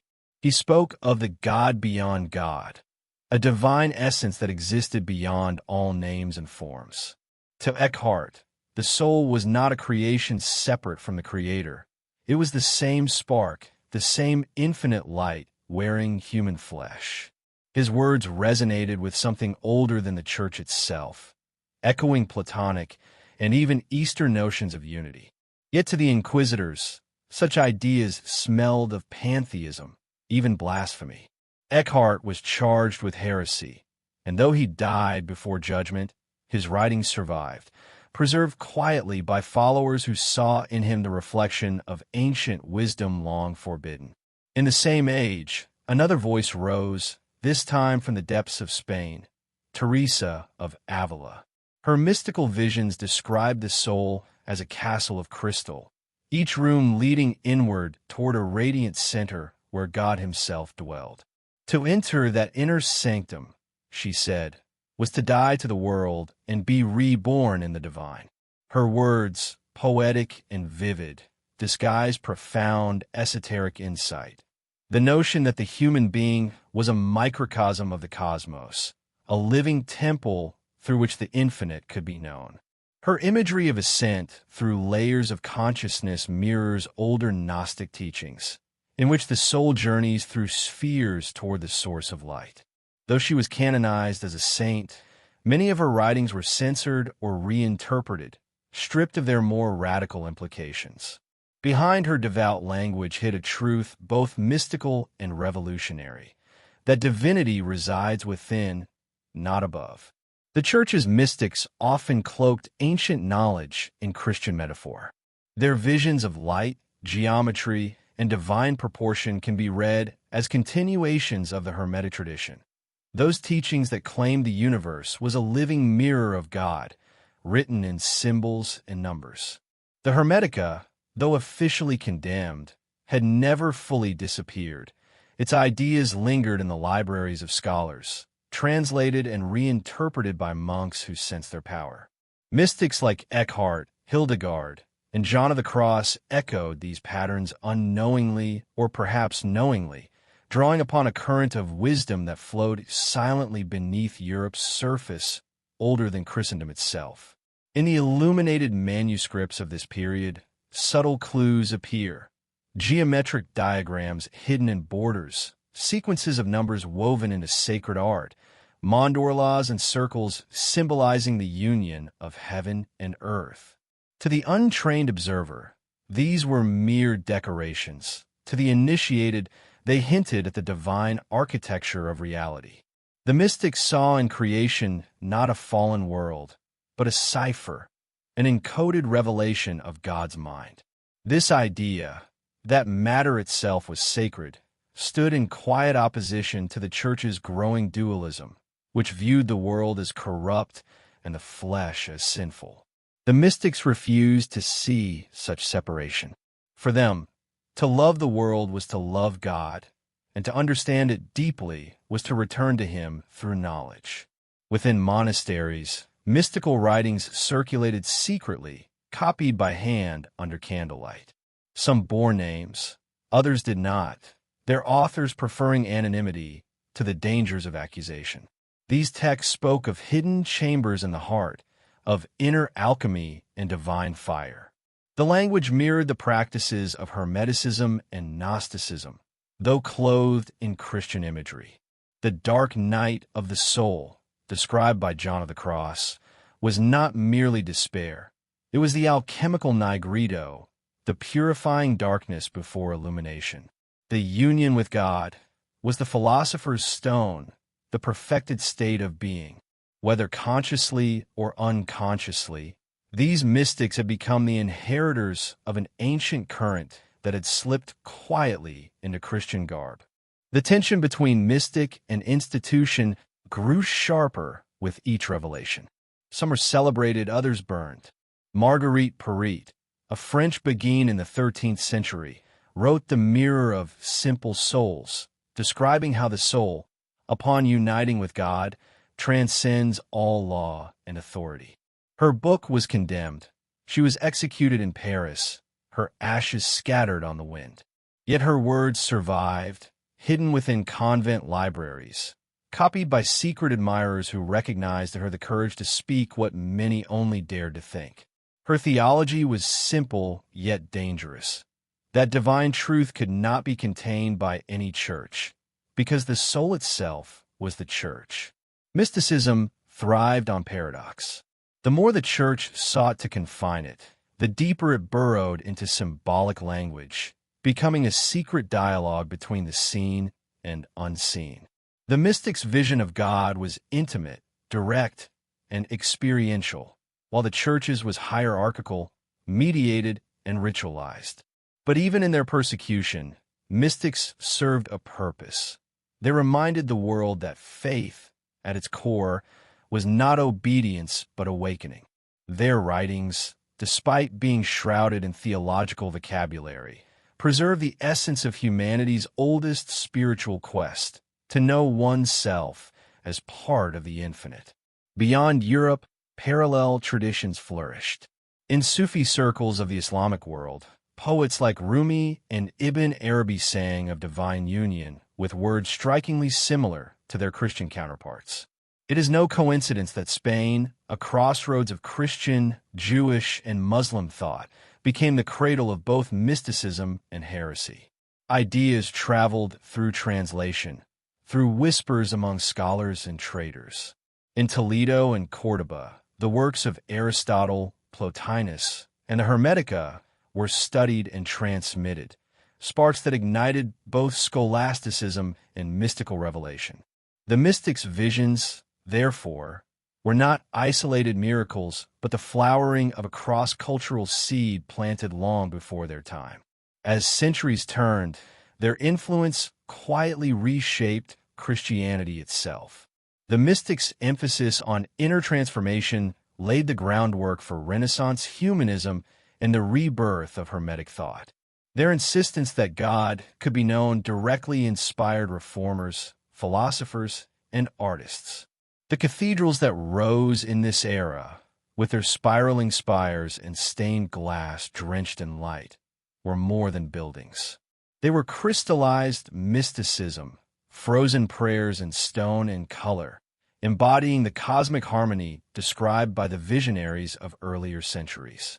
Yet the most profound aspect of their legacy was not architecture or art, it was survival. Through fire and inquisition, the mystics' words endured because they spoke to something deeper than doctrine. They touched the timeless longing in every soul to return to its source. And perhaps this was the secret the Church feared most, that once a person glimpsed the divine within, no institution could claim dominion over them again. In the dim glow of a monastery cell, a lone scribe might have understood this truth as he copied the words of a condemned visionary, preserving them for some future generation. The ink dries, the candle gutters, but the light in the text remains. It travels forward through the centuries, waiting to awaken again. The mystics within the Church were not rebels seeking to destroy faith. They were gardeners of its hidden roots. They watered the old wisdom buried beneath dogma, ensuring that even in the dark ages, the seed of divine knowledge remained alive. Through visions, through ecstasy, through poetry and silence, they wove a bridge between the ancient world and the one that was to come. They were the secret pulse within the great stone body of the Church, the quiet heartbeat that kept humanity's oldest flame alive, even in the deepest shadow. As Europe slowly emerged from centuries of turmoil, its cities and monasteries still haunted by the echoes of past chaos, a remarkable transformation began to take shape. Stone by stone, timber by timber, the builders of a new era rose to create structures that were far more than mere places of worship. Gothic cathedrals, with their towering spires, ribbed vaults, and intricate stained glass, were not simply architectural feats. They were manifestations of hidden knowledge, the tangible expression of a worldview that had quietly survived through the Dark Ages. Behind every arch and spiral, every rose window and flying buttress, lay patterns, proportions, and geometries that spoke of a deep understanding of mathematics, astronomy, and cosmic harmony. These were not the inventions of isolated geniuses, but the culmination of centuries of knowledge preserved in secret, carefully passed down from one generation of builders to the next. The story of these builders is as enigmatic as the cathedrals themselves. Known collectively as master masons or guilds, they were bound by oaths and secrecy, often traveling from site to site, their skills sought by kings, bishops, and wealthy patrons alike. Their knowledge extended beyond the mundane craft of construction. It encompassed sacred geometry, numerology, and the symbolic significance of architectural elements. The proportions of a nave were not arbitrary. They were designed to echo celestial patterns, to create resonance between the earthly and the divine. The builders understood the alignment of the sun and stars, the rhythm of light and shadow through windows, and the mathematical harmonics that would evoke a sense of awe, humility, and transcendence in those who entered these sacred spaces. Some scholars suggest that the roots of this knowledge stretch back even further to the architectural marvels of ancient Egypt, Greece, and Rome. The cathedrals of Europe were, in a sense, a renaissance of forgotten wisdom, yet filtered through the lens of Christian symbolism. Flying buttresses, often seen as purely structural innovations, also had symbolic significance. They lifted the weight of the building in a way that mirrored the spiritual lifting of the human soul toward heaven. Vaulted ceilings, decorated with complex rib patterns, reflected the order of the cosmos, a celestial map encoded in stone. Each choice, from the height of a column to the color of a stained glass panel, was deliberate, a coded message for those with eyes to see. The role of the guilds cannot be understated. These were highly organized groups, operating under strict hierarchies and a system of apprenticeship that preserved techniques and knowledge over decades, sometimes centuries. A young apprentice, often starting his training as a child, would spend years learning not only the physical craft, but also the symbolic language embedded in the work. By the time he became a master mason, he could read the subtle signs in a blueprint, understand the cosmic significance of an arch, and translate esoteric principles into tangible forms. In this way, the secret knowledge of the ancients, which had survived the dark ages in monasteries and manuscripts, found expression in stone and glass. The cathedrals themselves became repositories of encoded knowledge. The rose windows, for instance, were more than decorative art. They were intricate mandalas, reflecting patterns found in the heavens, designed to guide the mind toward meditation and spiritual awakening. The labyrinths carved into cathedral floors were not merely for ceremonial processions. They symbolized the journey of the soul, a meditation on life, death, and rebirth. Every gargoyle, every sculpted face, and every hidden symbol was carefully placed to convey a layered message, often blending Christian teachings with echoes of older, pre-Christian cosmology. Interestingly, many of the sites chosen for cathedral construction were themselves ancient places of power. Pagan temples, sacred groves, and megalithic circles were often repurposed, their energy and symbolism absorbed into the new structures. This continuity suggests a conscious effort to preserve and integrate the sacred wisdom of the past, rather than eradicate it. The builders, consciously or unconsciously, were acting as custodians of a tradition that spanned millennia, ensuring that the knowledge of the ancients was not lost, but transformed into a living, breathing form accessible to all who entered these spaces. The skill of the builders was not limited to the visible structure. They understood how light could animate a space, how the movement of the sun across the sky would interact with stained glass to create shifting patterns of color and illumination, a silent sermon in motion.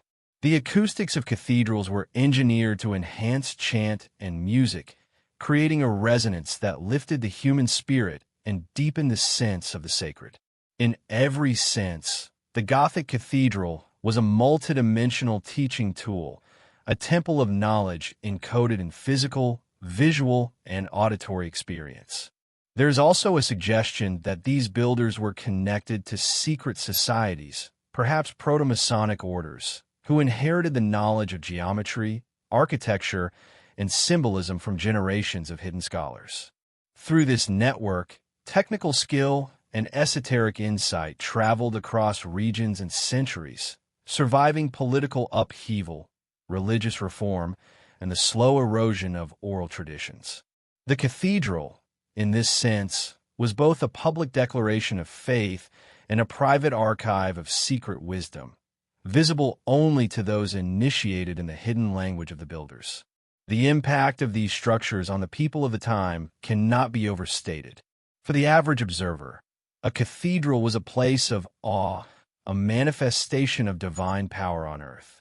For those who understood the symbolic language, It was also a roadmap to enlightenment, a guide to the harmony between heaven and earth. The builders had created a living, breathing dialogue between the cosmos, the divine, and humanity, a dialogue that could survive centuries, carrying with it fragments of knowledge thought lost in the Dark Ages. Even today, these cathedrals continue to inspire wonder.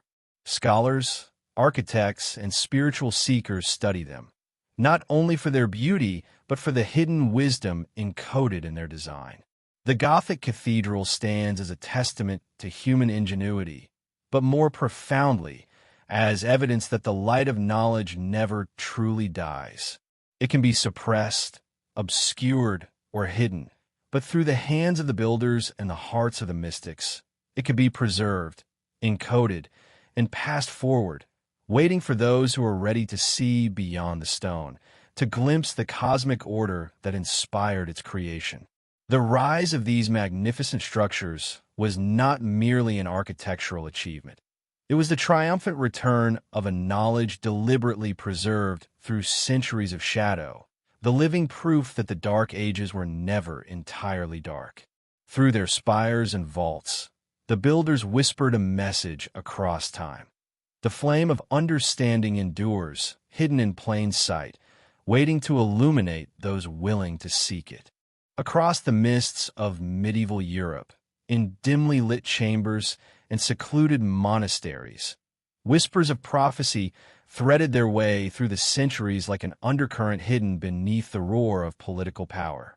These were not the simple oracles of common folk, but texts and visions imbued with an intricate language of symbolism and enigma, designed to reveal truths selectively to those prepared to read between the lines. The Dark Ages, often portrayed as a time of ignorance and superstition, were in fact alive with these subtle currents. Messages encoded in verse, illustration, and cryptic manuscripts that hinted at events far beyond the understanding of ordinary observers. They were the hidden eyes of history, recording and predicting, safeguarding knowledge too dangerous or profound to be spoken plainly. Among the most famous of these prophetic works are the Sibylline books, a collection of oracular texts that had existed in Rome since antiquity, but which continued to influence European thought long after the empire's fall. Kept under strict secrecy, these writings spoke of upheaval, celestial signs, and cycles of destruction and renewal. To the few scholars who accessed them, the texts were not mere superstition. They were a coded framework for understanding the patterns of history itself, a means to anticipate the recurrence of chaos and opportunity. The idea that human events might follow cycles, that history was a mirror reflecting deeper cosmic rhythms, was revolutionary, yet carefully hidden from public scrutiny. In Britain, the legend of Merlin offers another lens into the prophetic tradition. Far beyond the entertaining tales of Arthurian romance, Merlin was a figure intertwined with political and spiritual insight. Chroniclers describe him as a seer who could interpret omens, forecast wars, and understand the movements of kingdoms with uncanny precision. Some scholars argue that Merlin's prophecies, preserved in texts such as the prophecies of Merlin and later medieval manuscripts, were not simply fictional. They encoded wisdom from older traditions, perhaps Druidic or Celtic, passed down through generations, adapted to the Christianized context of the Middle Ages.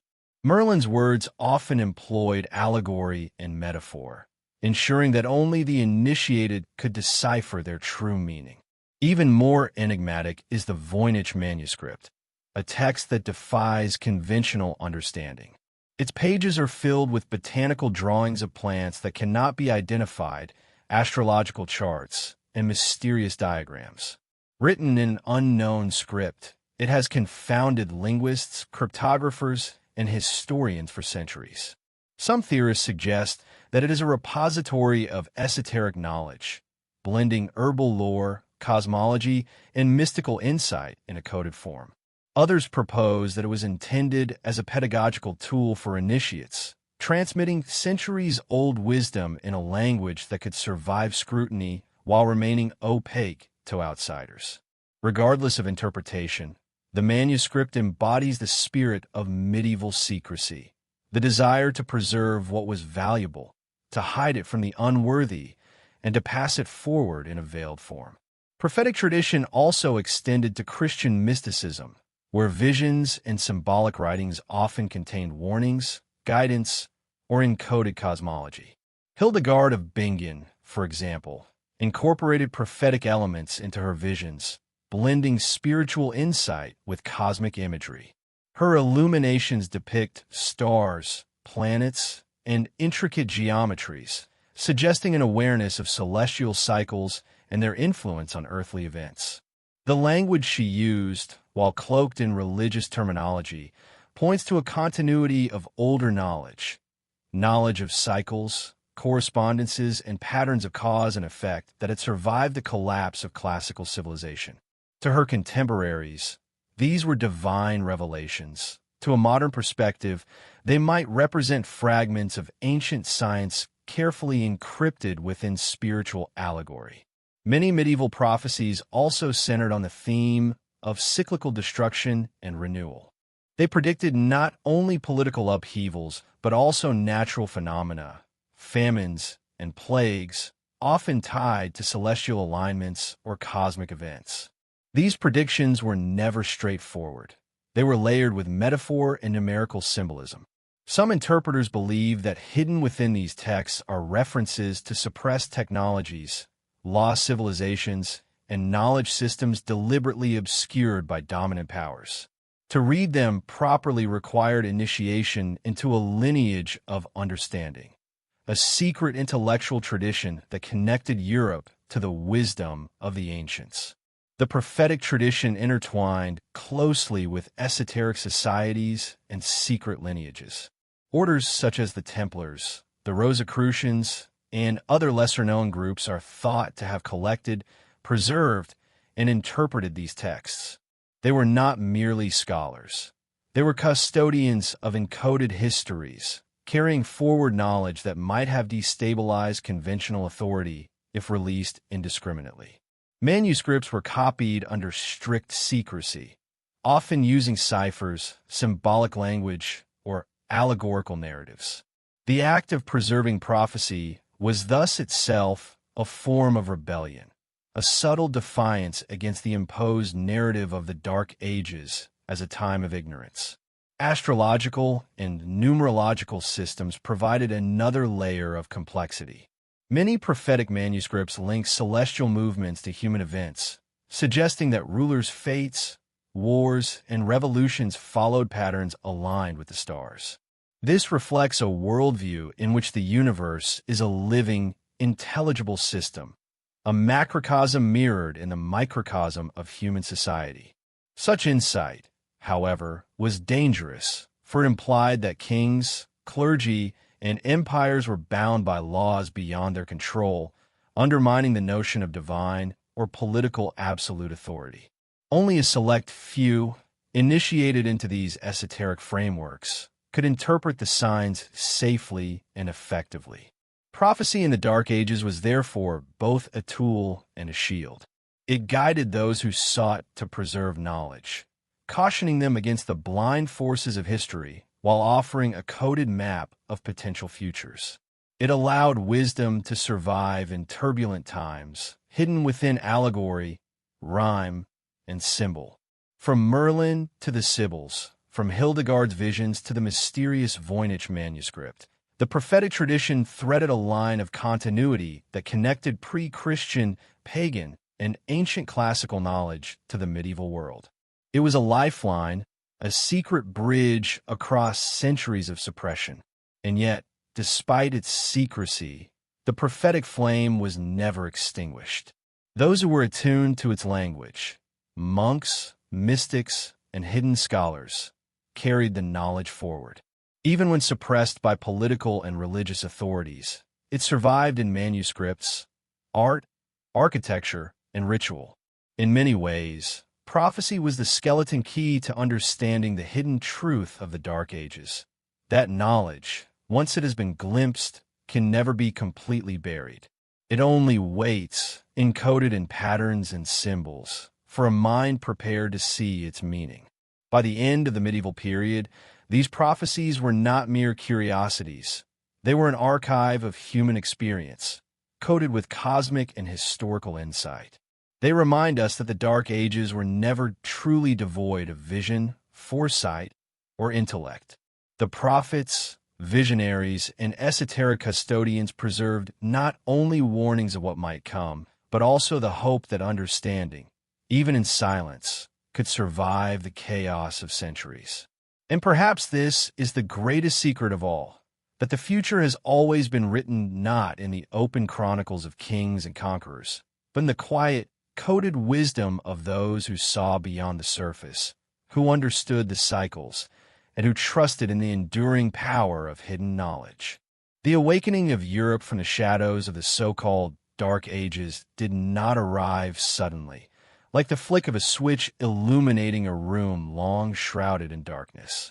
It was a slow, deliberate flowering, a renaissance not of invention, but of rediscovery, of remembrance. The scholars, artisans, and visionaries who emerged during this period were not creating entirely new knowledge.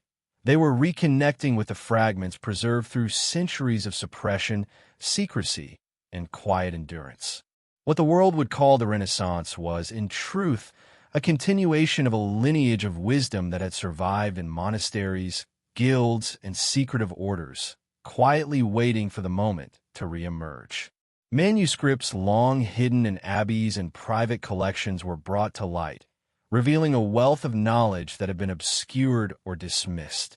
Texts on mathematics, astronomy, medicine, and philosophy, many of which had been meticulously copied and preserved by monks, suddenly inspired an intellectual revival.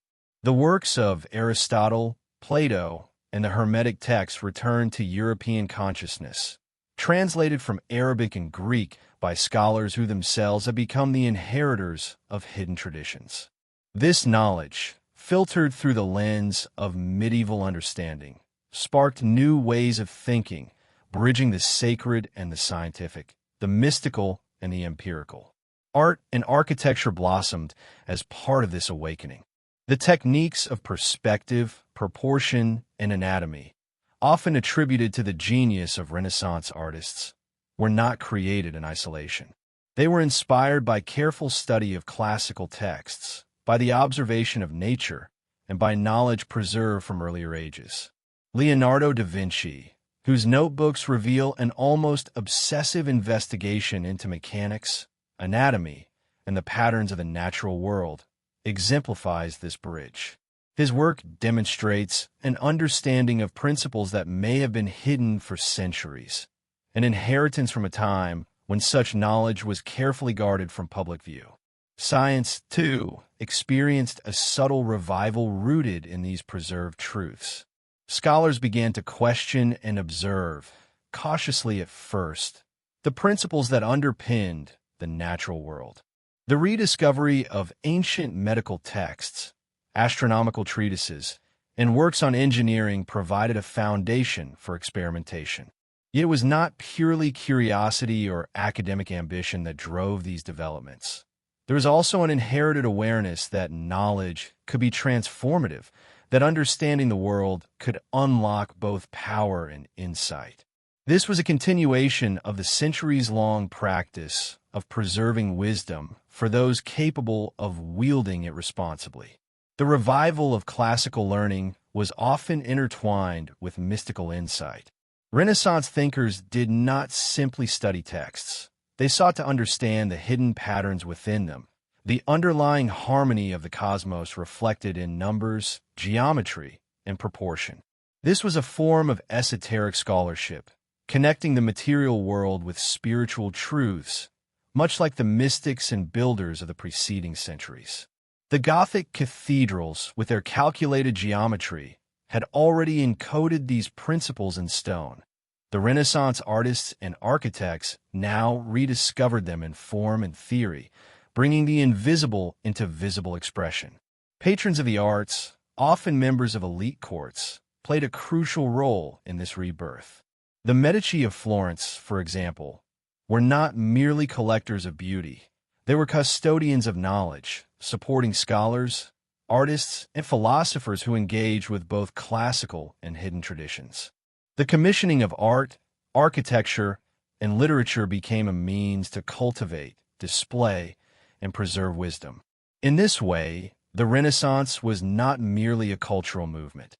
It was an intentional effort to awaken Europe's latent intellectual and spiritual heritage, reconnecting the continent with knowledge that had survived centuries of suppression. Education, too, was transformed. Universities that had once focused narrowly on scholastic theology began to embrace broader studies, incorporating philosophy, science, and the arts. Students were exposed to ideas that had been kept alive in hidden manuscripts, and in doing so, they became part of the continuum of preserved wisdom. The teaching of mathematics and astronomy, once limited to secret circles or cloistered monks, entered a broader intellectual landscape, empowering a new generation to explore the world with tools both inherited and innovative. Even literature reflected this resurgence of hidden knowledge. Writers like Dante Alighieri, through allegory and symbolism, embedded layers of esoteric and cosmological insight within their works. The Divine Comedy, often read as a religious epic, contains intricate mappings of the heavens, moral philosophy, and ancient cosmology, echoing the mystical and prophetic traditions of earlier centuries. Similarly, poets, chroniclers, and philosophers wove classical learning and mystical insight into their texts, offering a coded map of understanding to those perceptive enough to decode it. The rediscovery of ancient technology also marked this period. Manuscripts describing mechanical devices, automata, and innovations in architecture resurfaced, allowing engineers and artisans to reconstruct ideas that had been dormant for centuries. These forgotten inventions were often more sophisticated than what was commonly assumed for the Middle Ages, demonstrating that the Renaissance was as much a revival as it was a continuation, a reclaiming of knowledge deliberately preserved by those who foresaw its importance. The spiritual dimension of this rebirth cannot be overlooked. The synthesis of classical wisdom, mystical insight, and empirical observation created a framework in which the human being could be understood as a microcosm of the cosmos. This philosophical outlook, embracing both reason and revelation, provided a template for innovation, creativity, and personal development. In essence, the Renaissance was the flowering of knowledge that had never truly been extinguished, a light carefully hidden beneath the shadows of centuries, now allowed to shine openly once again. Through art, literature, architecture, and science, the Renaissance demonstrated that the Dark Ages were not a period of total ignorance, but a phase of deliberate preservation, of knowledge hidden, encrypted, and transmitted through generations. The rebirth was therefore not merely a new beginning. It was the culmination of a hidden continuity, a reemergence of wisdom that had been safeguarded through secret lineages, guilds, and mystics. It showed that the human spirit, even when constrained by external authority or historical calamity, will find a way to reclaim insight, to reconnect with the patterns and truths that define existence, and to awaken the world to the light that never truly died. History, as is commonly taught, is rarely a mirror of the past. It is a curated narrative shaped by those with power, influenced by ideology, and often stripped of inconvenient truths. The so-called Dark Ages are perhaps the clearest example of this deliberate construction. For centuries, scholars and storytellers portrayed the period between the fall of Rome and the Renaissance as a time of ignorance, superstition, and cultural stagnation. But when one looks closer, when one reads between the lines of manuscripts, architectural design, and esoteric traditions, a startlingly different picture emerges. One that suggests the darkness was imposed, carefully cultivated, and maintained by forces that benefited from concealing knowledge. This chapter unravels that deliberate cover-up, exposing the mechanisms by which history itself was rewritten and how the truth of the Dark Ages was hidden from the world. The earliest architects of this narrative were historians of the Renaissance and later periods, who sought to glorify their own age by casting the preceding centuries as barbaric and unenlightened. In doing so, they not only elevated their own achievements, but obscured the continuity of knowledge that had quietly survived through monasteries, guilds, and hidden lineages. Scientific texts, philosophical treatises, and mystical manuscripts were often ignored, dismissed, or recast as curiosities rather than recognized as evidence of enduring intellectual activity. The framing of history became a tool to shape perception, to convince society that the rebirth of learning was a miraculous emergence from complete darkness, rather than a flowering nurtured from seeds carefully tended over centuries. Religious authority played a central role in this process. The Church, which had both preserved and suppressed knowledge, actively curated the flow of information. Texts deemed heretical were destroyed, others were censored, and many were rewritten to align with orthodox doctrine. Mystical and esoteric knowledge, often encoded in manuscripts, symbols, and architecture, was intentionally obscured to prevent the uninitiated from accessing it. Those who dared to reveal too much, whether mystics, scholars, or philosophers, risked persecution, imprisonment, or death. The silencing of voices was not incidental. It was a deliberate effort to maintain control over what could be known and who could know it. The power of the cover-up extended beyond manuscripts. Architectural works, from cathedrals to bridges, encoded knowledge that was invisible to all but the initiated. Guilds and master builders transmitted their wisdom in secret, often under oath, ensuring that techniques and principles would survive even as they were hidden from the general populace. These structures became repositories of knowledge, layered with meaning that could only be decoded by those trained to perceive it. To an untrained eye, Gothic spires and labyrinthine floor plans were merely beautiful or functional. To the initiated, they were messages in stone, preserving cosmological understanding and sacred geometry for generations to come. Even maps and navigational charts were subject to concealment. Medieval and early Renaissance maps often depicted lands, coastlines, and celestial phenomena that would not officially be discovered for centuries. Some of these representations, now seen as anomalies or errors, may have been deliberately encoded to transmit knowledge selectively.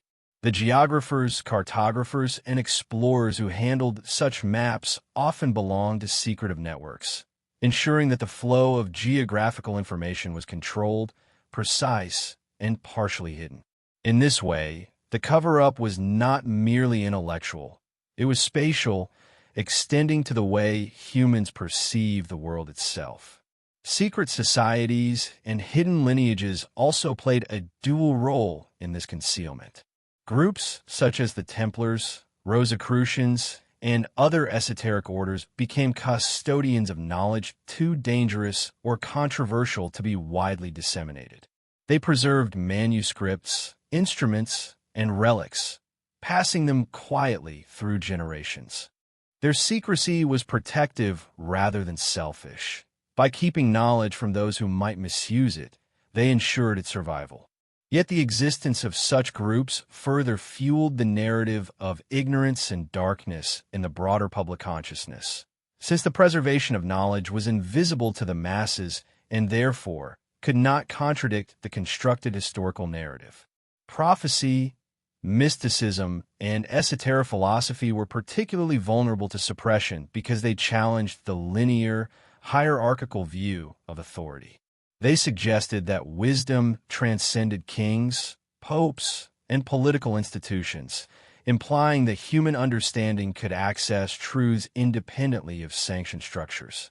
This was a threat to those who wielded temporal and spiritual power, and thus, mystics were censored, manuscripts burned, and knowledge encoded in allegory or hidden in plain sight. The church and ruling elites, could not allow the population to perceive that the Dark Ages were, in reality, a period in which human understanding endured, quietly yet powerfully, beneath the surface of conventional history. The cover-up was further reinforced by educational institutions. Universities emerging in the later Middle Ages were often tightly controlled, with curricula focused on approved scholastic theology. While some classical and scientific texts were studied, much of the hidden wisdom was filtered or omitted. Students were taught that the era before their time was a period of ignorance, a vacuum into which the Renaissance miraculously introduced light. This narrative, repeated over generations, shaped collective memory, creating the illusion that knowledge had been lost rather than preserved in secrecy. The very teaching of history became a mechanism to obscure the truth, reinforcing the sense that the Dark Ages were a void rather than a carefully guarded passageway through which knowledge was transmitted. Even artistic expression was shaped by the cover-up. Allegorical motifs, symbolic numbers, and sacred geometry were embedded in paintings, manuscripts, and architecture, but their meanings were often obscured behind layers of religious narrative. To the casual observer, these works were devotional or decorative. To the initiated, they carried encoded knowledge about cosmology, human consciousness, and the continuity of ancient wisdom. The deliberate layering ensured that while society perceived darkness, the true flame of understanding remained alive, hidden but undiminished. Ultimately, the great cover-up of the Dark Ages was a masterstroke of historical manipulation. By presenting a narrative of ignorance and collapse, the architects of history obscured the enduring work of generations of mystics, scholars, builders, and custodians of hidden wisdom. They erased evidence of continuity, framed the past to glorify the present, and in doing so, created a world in which knowledge could survive quietly, protected from exploitation, yet invisible to most. What the mainstream narrative calls the Dark Ages was in reality a carefully managed period of preservation, a secret scaffolding upon which the future of human understanding would be built. The implication of this realization is profound.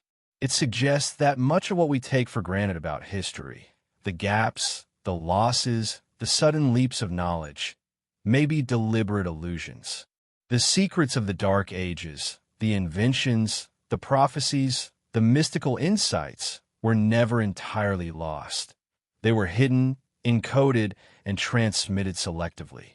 The truth was always there, quietly enduring, waiting for eyes capable of seeing beyond the imposed narrative. And in understanding this, we begin to glimpse the hidden architecture of history itself, a story not merely of darkness and light, but of concealment, endurance, and the patient preservation of knowledge that refused to die. The story of the Dark Ages, when fully uncovered, challenges everything we think we know about human history. It is a story not of simple collapse, but of resilience, secrecy, and the persistence of knowledge through centuries of suppression. As we reach the culmination of this exploration, the final revelation emerges. The so-called darkness was never total, and the truths that were buried beneath layers of political, religious, and social control were far more profound than anyone dared admit. The knowledge preserved, through mystics, prophets, artisans, and hidden lineages, was a testament to humanity's enduring capacity to safeguard wisdom, even when the world around it seemed determined to erase it. The surviving artifacts of this hidden world speak volumes. Manuscripts written in code, labyrinthine cathedrals, prophetic texts, and carefully constructed maps were all part of a deliberate effort to transmit understanding while remaining concealed from those who might misuse or misunderstand it. These relics were not mere curiosities. They were vessels of a continuity that connected the present with civilizations long vanished. Embedded within them were insights into astronomy, mathematics, medicine, spirituality, and cosmology, a synthesis of knowledge that rivaled, and in some cases exceeded what is often credited to later periods such as the Renaissance. To touch these objects is to feel the pulse of a lineage that refused to surrender its secrets, a heartbeat echoing through the centuries. One of the most compelling aspects of this hidden history is the way in which wisdom was deliberately layered, concealed behind allegory, symbolism, and ritual.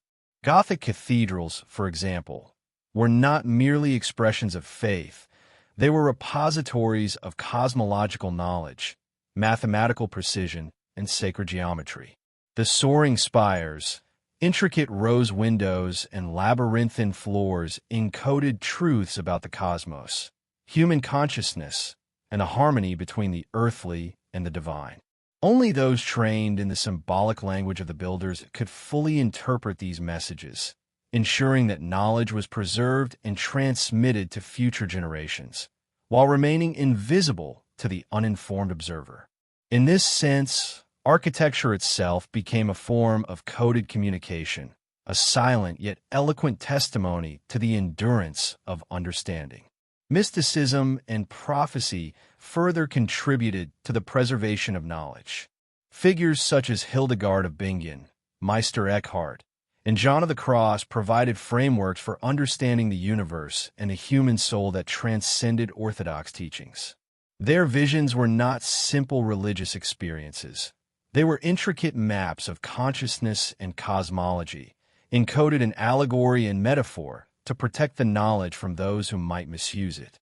Even texts like the Voynich manuscript or the Sibylline books, shrouded in mystery and ciphered language, testify to the lengths to which humanity went to preserve insight, linking generations across time and geography. The continuity of these traditions reveals that what appeared lost was in fact carefully safeguarded. The implications of this hidden continuity extend far beyond the medieval period. The Renaissance, often celebrated as a sudden rebirth of human achievement, was in reality a flowering built upon centuries of preserved knowledge. Artists, scientists, and scholars were not starting anew. They were awakening to insights that had been quietly transmitted through manuscripts, guilds, and secret lineages. Leonardo da Vinci's genius, the architectural feats of Brunelleschi, and the scientific explorations of Copernicus and Galileo were all possible because of a foundation laid in the shadows, a knowledge that had endured the dark ages intact, albeit concealed. The narrative of abrupt rediscovery obscures the truth of a more deliberate and profound continuity. Even in modern times, the echoes of these hidden traditions can be found in art, architecture, literature, and esoteric study. The secret currents that flowed beneath the surface of medieval society continue to inspire those who seek knowledge beyond conventional history. Secret societies, mystical orders, and scholarly lineages have carried fragments of this wisdom forward, ensuring that the hidden flame, once buried beneath centuries of suppression, remains alive.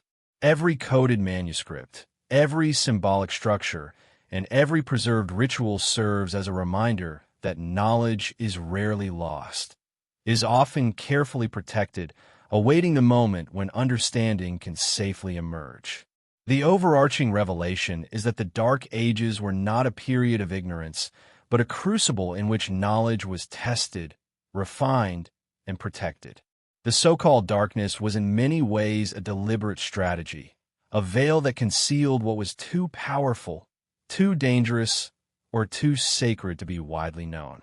It was an era in which true wisdom became hidden in plain sight, disguised in art, architecture, and allegory, accessible only to those prepared to seek it with discernment and care.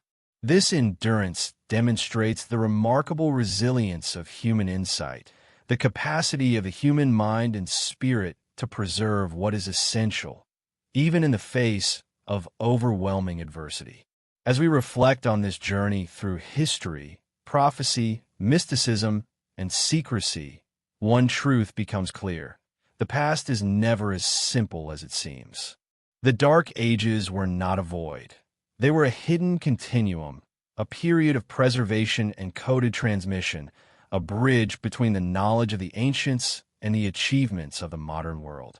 By understanding this hidden lineage, we not only gain insight into the past, but also a deeper appreciation for the enduring power of wisdom, the subtle currents that have shaped human thought, and the resilience of knowledge against forces that would seek to suppress it.